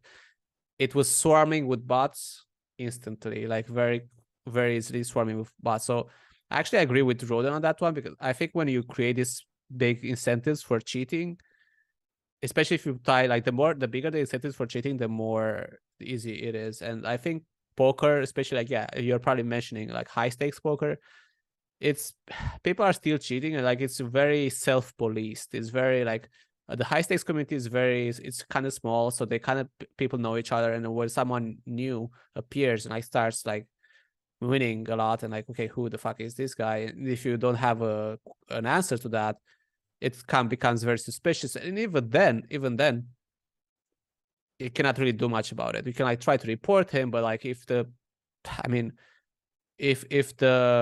site doesn't do anything about it, the platform doesn't do anything about it, it just makes the experience worse for everyone at the end of the day. And can't those things be applied to poker? I mean, if the high stakes community in poker is close knit, wouldn't the high stakes community in a game also be close knit? And all of a sudden it's like, well, we're not going to play with this guy in this competitive mode because we know we have evidence of him cheating. Well, the high stakes community exists in the first place because they were able to make money in the past years, like 5 years ago, like basically they were able to grind it up. But if you make a game like this, they will know where there will be no people who can grind it up, because the cheaters will probably just get most of the rewards. Yeah, I agree that cheats are like pretty pretty bad. Like pretty bad. Like even in the games where there is zero incentive for you to cheat, like Tarkov, that's going through like a terrible period at the moment because one video became super viral. Where guy was doing using cheats for a few weeks, and he was like doing analysis. I'm not gonna bother, but he basically ran into 60% of cheaters that he could like identify. Like basically, cheaters even created a way to recognize each other in the game. They will like look through walls and like wiggle left and right, and other player will realize that he's a cheater also. Then they will like group up and go and kill normal regular players. Like super bad situation. Like game is absolutely going is train wreck in the past like 2-3 weeks. Like it's really bad situation. Like so imagine something like that if there was money involved. So and we are just actually talking about like cheats that are cheap or free or whatever. They're like a high tier cheats that you can pay for, like people pay a couple of hundreds or thousands of dollars that are undetectable and work like insanely well. Like you have these communities of coders that create this stuff. It's pretty crazy world. Yeah, like would the question is becomes like, would you play this game, Ricky? Would you play this game if you know, like, okay, there's like, yeah, it's gonna be cool that you have this option to win these like NFTs that are very good, but then you know, oh, okay, there's actually quite a few cheaters in the game that my chances of winning, even so, they're like from the get go, they are very small because these NFTs are very rare. That's why they are worth a lot. And then even if I get them, like, yeah, I'm never gonna make it to like extraction because these guys can like snipe me every time. Okay, Like, yeah, we can even you still actually, play? Would you still play the game? Well, I mean, it depends on what my downside is, right? Like if I have very little downside, but I can still gain, you know, these NFTs, then sure. I guess this extraction game specifically is a little bit different because it's a zero-sum game. You're in, you lose. But if I'm playing something like Gods Unchained and I'm playing a tournament where I'm playing for rare NFT cards and I don't lose my cards, then sure, I am going to participate and potentially play in these tournaments. So it really depends on the genre of the game. I personally think as well with cheating, we're using examples where there are no monetary incentives, right? So yes, there are going to always be cheaters in Valorant, League of Legends. There's literally always cheaters. But the problem is Riot Games doesn't, I'm going to use League of Legends. Like Riot Games, unless it's a competitive tournament, they have no incentive to put in like serious anti-cheat risk measures, right? Because no one's playing for money in a normal ranked game. Sure, people have a big emotional attachment to it and people in the community get pissed off. But at the end of the day, if there was money on the line, I guarantee you that their risk measures would be way higher than what they are now. So perhaps in games like, you're using Tarkov as an example, unless it's a tournament, because like, let's be honest, in esports, there's a lot of money being up for grabs and there still are cheaters. But the fact is that they're going to have way stricter measures in cheat place. in tournaments also, like it's not news really. That's what I'm saying. There obviously are cheaters in tournaments, but the anti-cheat measures they put into the tournament would be 10x than a normal game, right? So I think, I mean, there's always going to be cheaters. It's pretty much, it's impossible to completely stamp out cheaters. Yeah. But I don't think using like a normal game that has no monetary incentive at the moment, they're not going to give a shit, because at the end of the day, they make money from selling skins. They don't make money from you being happy in your ranked game because some guy is like smurfing and win trading on the other end. Yeah, but if you're not playing, if no one is playing, then they're not going to sell skins in the end. If community gets pissed off and don't want to play the game because everyone is cheating, then what's the point in selling skins to cheaters? Yeah, no, that's a good point as well. I think it's easy to.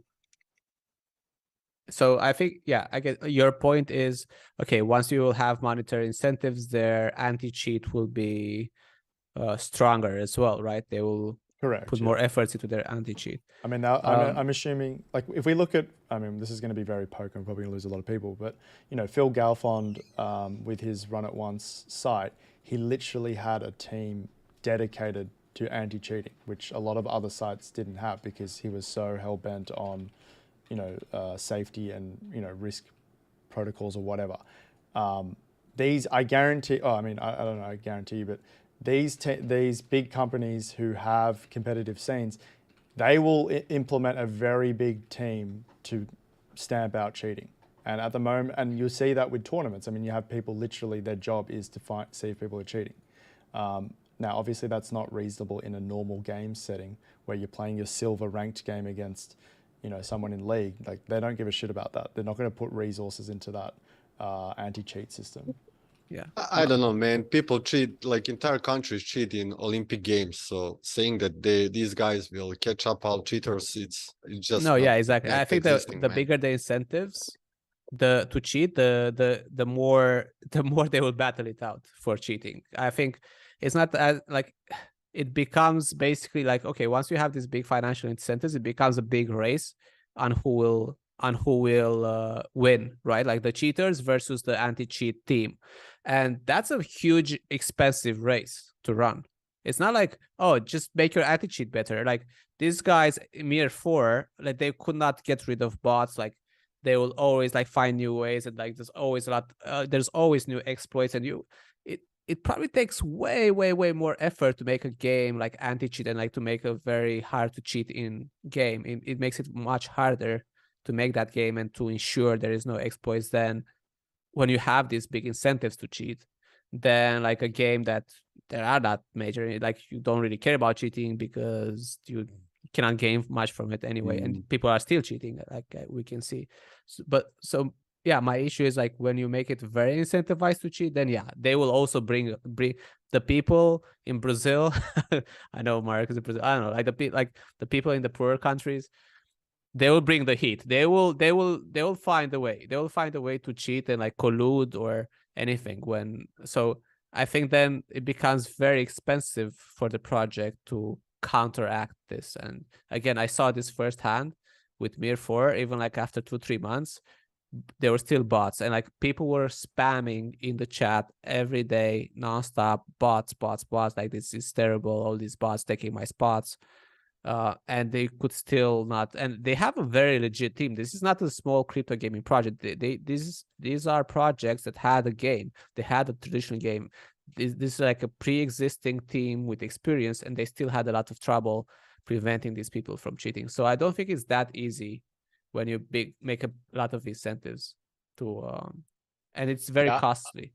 And blockchain nature is just like also really like if you want to catch up someone that's cheating, right, you need to first coder needs to understand the cheat, right? So how he's going to find what's the code that he's using, what's the exploitability or whatever. And like it's like with cheating in whatever, using steroids and stuff like that. Like it's always one step ahead of the the checkings, right? And so let's say I create a cheat, I use it for a few days, I'm on blockchain. Like you can find out in the first, maybe I even use it in a subtle way. Like maybe I see through walls, and I'm not gonna instantly headshot you, but I'm just gonna position myself and wait for you and kill you from the back, so you don't even have a time to report me. And like their system is maybe not recognizing it. And I get out of the game and I send NFTs directly to my wallet. And yeah, okay, I do that for a few days, you ban me, and I create a new address and I create a new account and I keep playing, and you can't touch my stuff, right? Because it's on my wallet, it's decentralized, it's blockchain, right? That's why we are in there. I have a custody over my stuff, right? Or what, they can like in some way ban those items that I collected, and then, well, we are not then decentralized. This is not true ownership if you can just ban this item that I got. You see, like I just see like a lot of problems.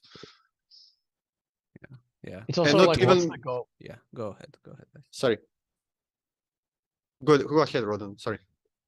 It's also like, what's the goal of the company? Like, what's the goal of the gaming company to design a game? So you're telling me they're going to put that much resources into anti-cheat You're telling me that that's a good system to have, that the fact that cheating is so profitable now, or cheating is so essential to play the game, that now you are maybe devoting Yeah, you're creating a an arms significant race, portion right? of your resources. Yeah, creating an arms Yeah, race that you I mean, don't. It's not good doesn't to make have. sense.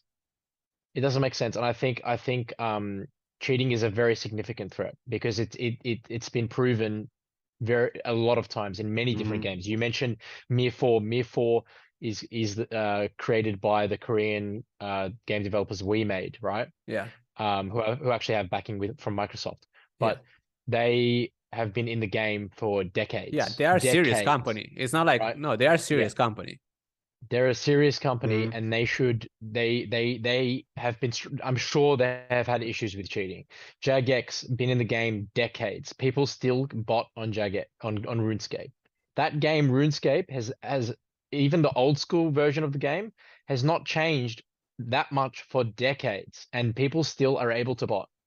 So I don't think it's as easy as, oh, just throw more money at it, give more resources, and we can manage bots, we can manage cheating. I don't think it's as easy as that, and I think it's quite obvious that it's going to be an issue for a game that requires you to, or has the ability for you to earn money with discovering NFTs or killing someone for their NFTs or whatever it may be. And it's even, look, we see it's even an issue in crypto. Like, people get fucked over every day because of bots, right? People have very advanced bots running, Yeah. Mhm. and they take advantage of human error.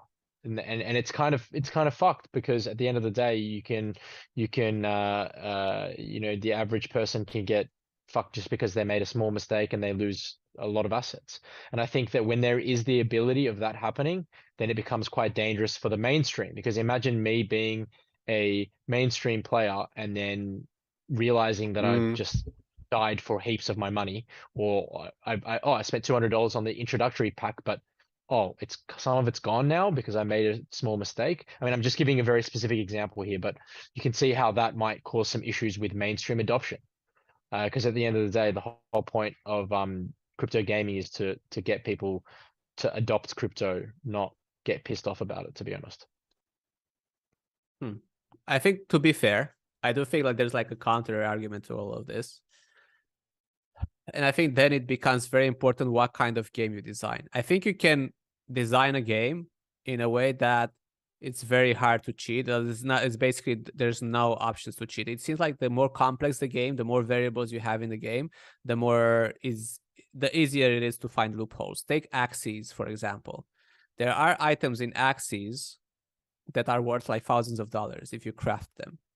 But I would suspect, I don't know, I'm not very familiar, but like I don't know if you can cheat your way there, because the axe is like pretty simple compared to like an MMORPG or like all of these like shooter games. Like, it's kind of a more like simple design, more simple design system. So maybe it's like also the way the game is designed, you can circumvent opportunities to cheat, if that I makes mean, sense.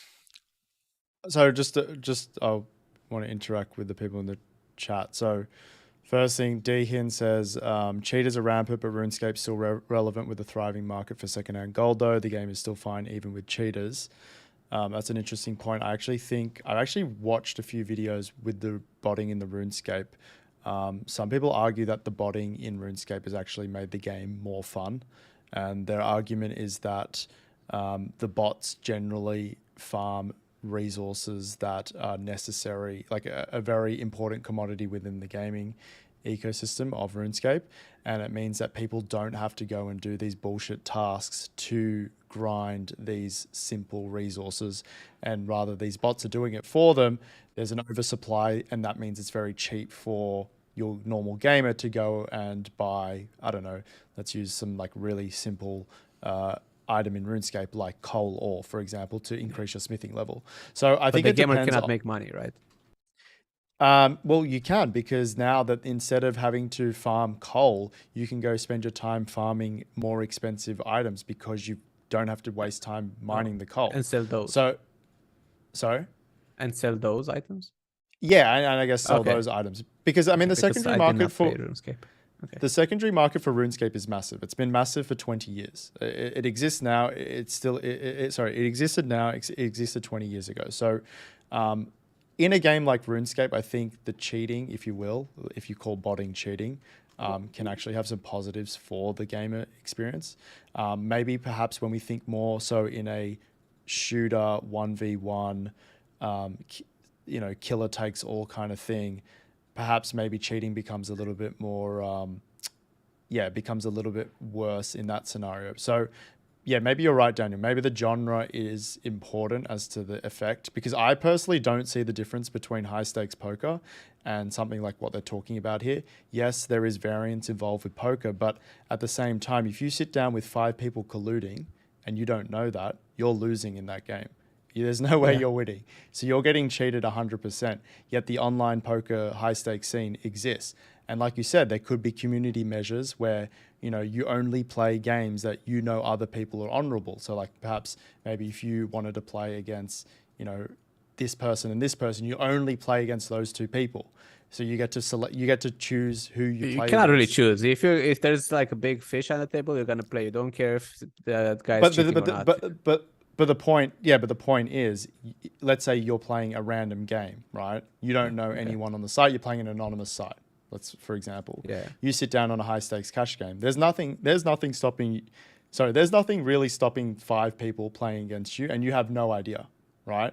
Yet online poker still exists. And yes, you can argue that you can still win with variance and stuff like that. But in the long term, if you keep sitting down with those 5 colluders, you're going to lose all your money. Like, I don't think we can argue against that.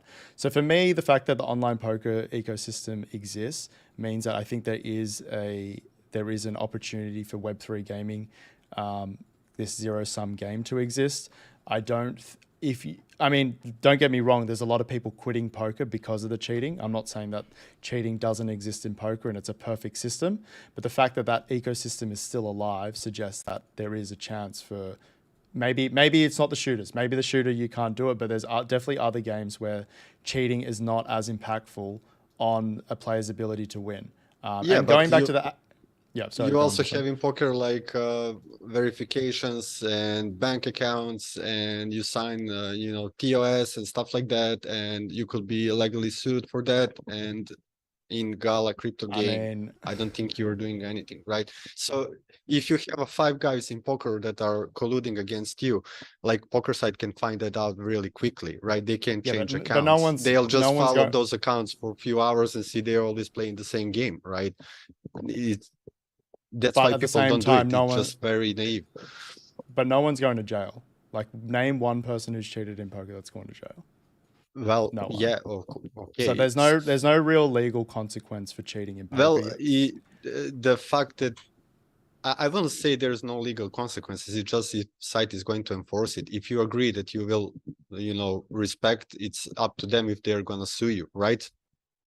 But why can't a Web3 game do the same thing? Why can't they KYC? Why can't they do all this sort of stuff as well?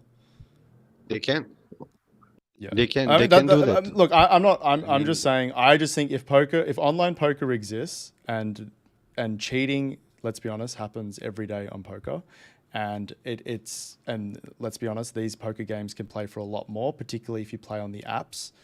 They're completely unregulated. There's no sites yet. People still play them. I think there's going to be a market for people to play the Web3 game. Sure, they might know that they're getting cheated, but maybe for them, they don't care. Maybe they just want to play. They want the adrenaline of picking up the 10K gun, and they understand the consequences of it, yet they still play. That's kind of how I feel about poker. Sure, the question is like how likely it is, right? They get to pick up that 10K gun, right? Because if like the more cheating it is, I think it's like a gradient, right? The more cheating it is, so it's kind of like if you're getting enough out of it, that's why you're playing, right? Like with poker, with anything, if you're getting enough out of it, yeah, you're gonna play. If your mind starts thinking, okay, this is not worth it for me anymore. So let's say if there's like the fish are smaller, there's more cheating going on, there's no high stakes, people are not gonna play anymore. Yeah, I mean, look at Begamon, right? Yeah, unless people are cheating. So the reason high stakes still exist, it's not because like, oh, it will still exist even though there's cheaters, it still exists because there's still guys with a lot of money who are sitting at the tables and making you profitable, even though people are cheating. In these games, like it's gonna be the same. People are still gonna play if they're still gonna get something out of it. So the more monetary incentive, the more like the cheaters can cheating can be more rampant and like make the experience less enjoyable and not want you to play anymore. There's probably a ton of people who, again, like going back to Mir 4, there's a ton of people who quit because there is too much cheating. So I think maybe, yeah, like maybe RuneScape is a good example. I think maybe like a bit of cheating is fine, but it's like once it becomes an like it's not, you start feeling it's not worth it for me anymore. This experience is not worth it for me anymore. You will just stop playing, and everyone will stop playing. So I think there is an importance with the degree of cheating. You cannot say, okay, like whatever, nobody, like people will still participate in something even though there is cheating.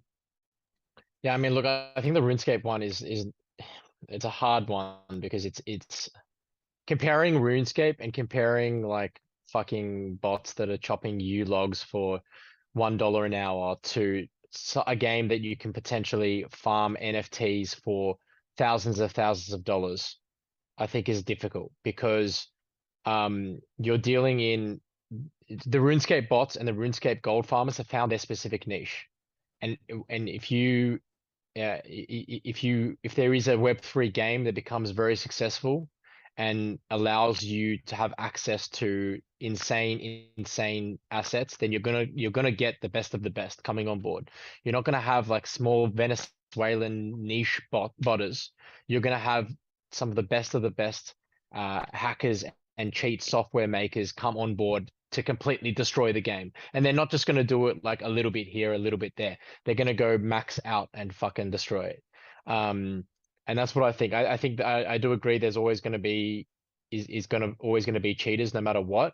But the point is that if you make the game, I think at the moment my views are, if you make the game not reliant on earning money and earning in-game assets, which you can sell for large amounts of money, and you make it more about the visual side of things, and oh yeah, I've got NFTs because they look cool, rather than I can earn the NFTs in game and I can use them. You sell the drops in game.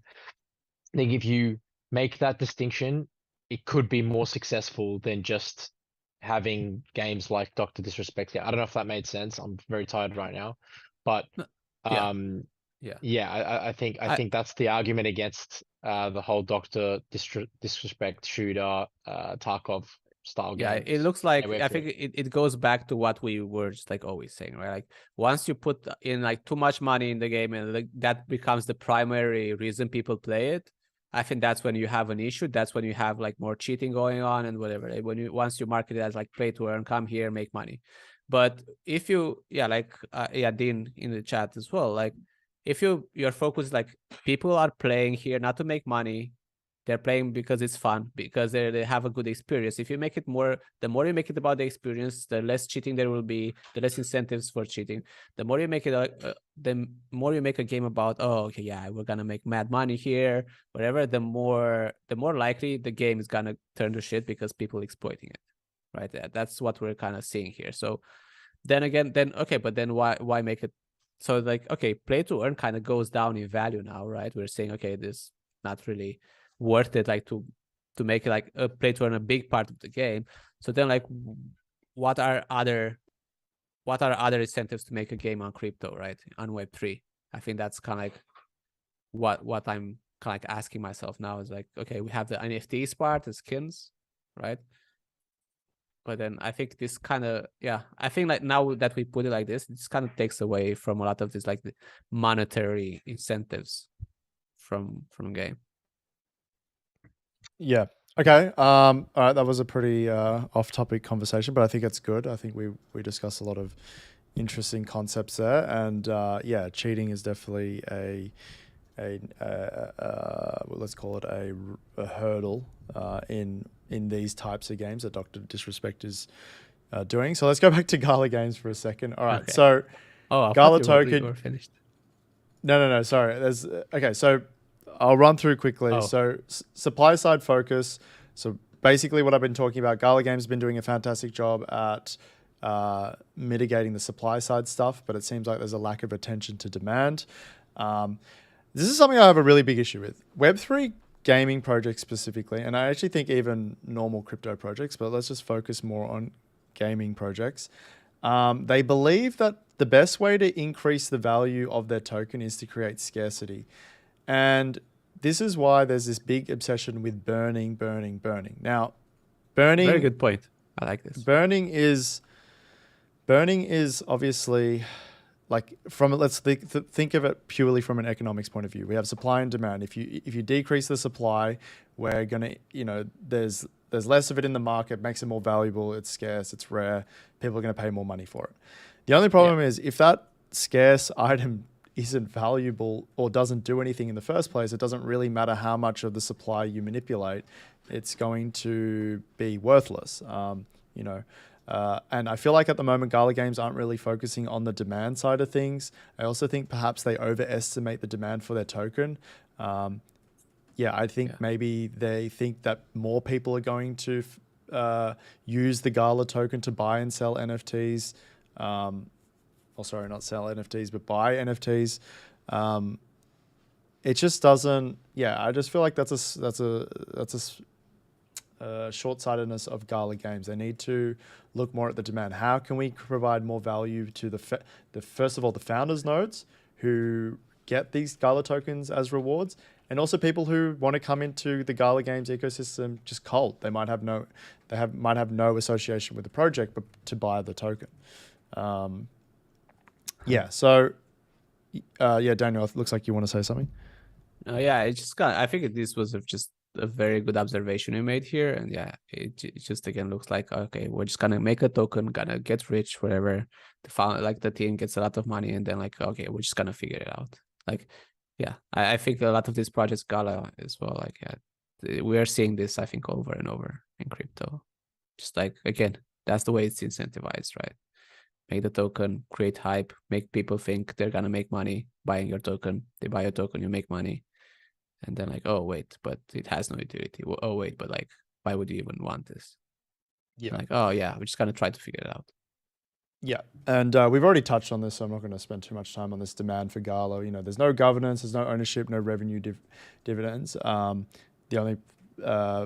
only use case for it is to facilitate payments within the ecosystem. And one other thing is founder nodes do have voting rights, so there is a bit of utility to buy the node, and the only way to buy the node is through the GALA token. So, I'm trying to stretch it out here. There is a little bit of utility. So technically, you could get governance over the project by buying founders nodes using the GALA token. But anyway, let's continue on. Now, this is the last point. Hopefully it won't take too long. There's a game called Townstar. Townstar is a Farmville simulation game that I think it's the first game that GALA Games actually released. And basically, it's dead. And this is basically what I talked about in my video. If you haven't seen it, go check out our channel, GALA Games Investigation. And my concern is if the GALA token sucks or doesn't have any utility, people who run the node will stop running the node. And this is exactly what happened in Townstar. The town token mega tanked. There was literally no reason to use the town. There was no utility in the town token. So people who own the Townstar nodes just stopped running it. And what happens? The game just doesn't work. And these Townstar nodes, they range from anywhere between 12 to 15K US. And basically, when the town token died, people stopped playing the game. And that shows that Townstar was not a fun game and people were playing it purely for the money. And once again, very thematic. And, Dehin's spoken about it. JD's still talking about it. Daniel's talking about it. Everyone in this stream who's participated has talked about the idea that if the sole purpose for people to play the game is to make money and people can't make money anymore, the game is going to fail. So this is kind of what happened with Townstar. Now they're transitioning the town token into the GALA token. So they're trying to give it a bit more utility. What we were talking about earlier in terms of I want to upgrade my building. I can use GALA to upgrade my buildings, burning the GALA token, blah, blah, blah, giving it more utility. And the Townstar nodes now earn GALA, which is good and bad because now you're increasing the supply of GALA through the nodes again. But I guess there is a burn mechanism through the upgrades in the building. Which one outweighs of each other? I don't know. We'll have to see that when it happens in practice, because they haven't released well, actually no, they have. It's in test mode at the moment. The new Town Star. So, yeah, Town Star is a classic example. I guess it's a microcosm of what would happen to GALA on a grander scale. Where, yeah, people just stop operating the nodes because the token that they're receiving is dog shit. That's basically what happened. Any comments there? No. Okay, and then the final thing, and this is kind of going back into, this is the last slide. This is, once again, a bit more like education for Web2 gamers. So a lot of people, and I saw this from the Dr. Disrespect tweet, I feel like there's a lot of people who don't really think about the entirety of their anti-NFT argument. So I don't want to take credit for this find. I'm going to credit Lycan Warlord. I'm going to make sure I link his stuff in this video description later on. Lycan Warlord is a YouTuber who does a lot of Town Star related content. And he basically shows why blockchain is valuable to gaming. And I'm going to bring this up now. Give me a second. So in Town Star, and I haven't played Town Star, so I don't know how OP this item is, but apparently it's very OP, according to him. Basically, there's this item called a diamond pump. So let's type in diamond pump. I hope everyone can see this. I should. Have I cooked this? Pump. Oh, here we go. Diamond water pump, right? Completely sold out. There's meant to be 100 of these, right? Where does it say? Oh, we cannot see it if you're trying to show it. We're just seeing the presentation. Oh, okay.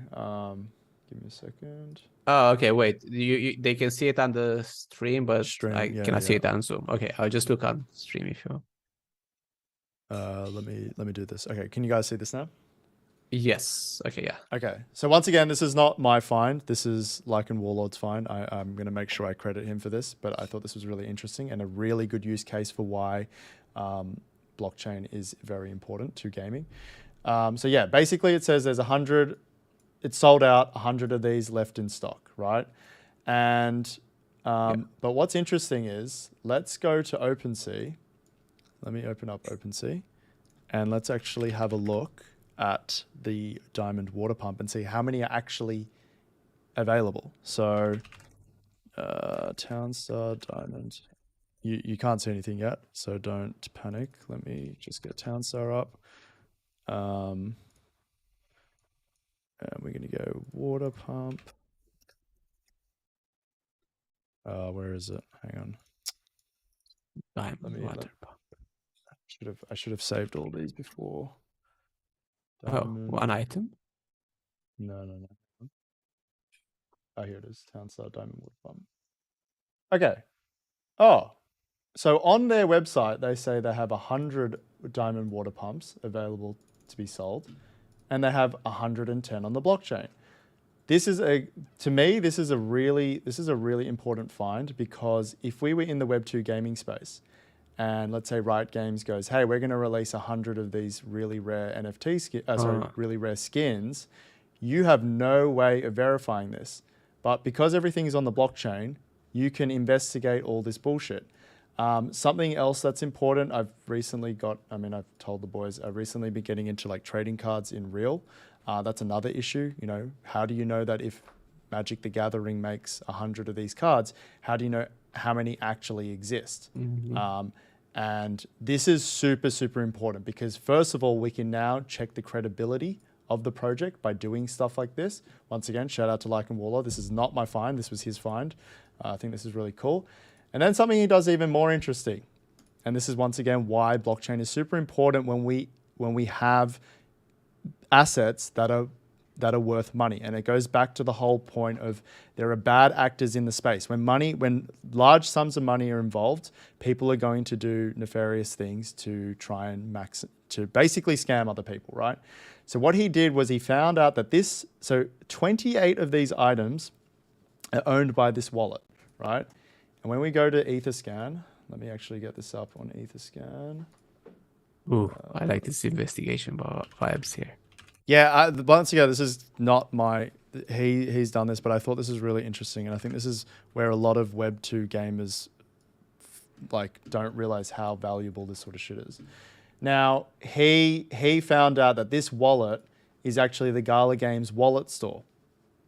So they've said it's sold out, but the wallet has 28 of these water pumps. So basically, there's some bullshit that's going on here. So not only have they lied about 100 in stock, and not only are there 100 in stock, and then they've said there's 110. They've also said it's sold out, but there's 28 here. So once again, I don't know why they would do this. To me, the obvious reason would be to manipulate supply and make it look like it's more valuable, get it trading on the secondary market. I mean, there's heaps of theories we can go down. I don't know. But this is so important because people, particularly in the Dr. Disrespect tweet, I just saw people like, oh, they can just make their own marketplace, or what, they can just make their own trading thing. It's like, yeah, they could, but then how do you know that they're not fucking you over, right? Like all that information, if they're a private company, which, you know, some gaming developers are private companies, they don't have to release shit. They don't have to give you any information about anything. But because this is all on the blockchain, we can see, oh, okay, cool. There's actually not 100, there's 110, and it's not sold out because 28 of these are from this Gala Games wallet store. Like, I mean, that sort of stuff is super, super valuable, particularly if you're dealing with rare digital assets. Now, Dehin says, to be fair, my NBA trading cards are numbered. I mean, how do you know that there's not a double print? Like, there's literally no way to know that if number 1 was printed 5 times. So I don't think, and this is the thing with the physical cards is, and how do you know if there's not, you know, prototype cards that have been printed hundreds of times at the back? The company fails to, I don't know, dispose of that waste properly, and now all of a sudden some bad actor within the company is selling rare NBA trading cards out of the back of his van secretly on the black market. Like, you just don't know that. So this is why this sort of stuff is super important, particularly when we get involved with rare digital assets. So once again, shout out to Lycan Warlord. I'm going to definitely leave links to his videos. He does a lot of really good town star analysis videos. And yeah, basically this, yeah, anyone who says, oh, they can just do it themselves. Well, yeah, they can. But then as a gamer, you're not getting the transparency that you probably deserve to get. Like if Riot Games goes, hey, this Nunu skin, there's only 3 of them. And you go, okay, well, I only know there's 3 of them. I'm going to pay $100,000 for it. And then little do you know that one of the developers goes rogue, he's made like 100 of these Nunu skins and you just got scammed. Whereas you can actually go and check what they're saying. You can verify all this information on the blockchain. So this is something I think is super important. I think it's very underrated. And yes, a lot of these sites these developers could just go and do these marketplaces themselves, but you will just never know how many exist. Now, I'm sure there's a lot of people right now thinking, oh, but a developer can still mint more NFTs on the blockchain anyway. Yes, they can, but at the same time, you can verify that and you can call them out on that shit. So then you go here and you go, okay, well, Gala Games has just kind of duped us. They said there's 100, there's 110. You know that you'll no longer do business with them. So it's a lot easier to call out scamming with this kind of stuff because of the blockchain. So I want to end the presentation with that. I don't know what your guys, if you have any comments about the transparency of blockchain gaming and why it's important. Just real quick, actually, Daniel, let's not forget that a recognized PSA grader, I mean, it could be a bit from Logan Paul, but they failed. They graded a box and they said it was legit and it was fake. And I mean, it could have been a bit, don't get me wrong, but I don't know if they would, that seems like a very neg EV bit to have as a PSA grader. So just because there are, you know, authorities within the collectible trading space, that doesn't mean that scams and stuff can happen. Whereas this is irrefutable. This is irrefutable evidence. What is on the blockchain, we can see. Yeah, here we go. So there's literally workers marking boxes that have rare cards and then go out to buy them after they've been released. I mean, there you go.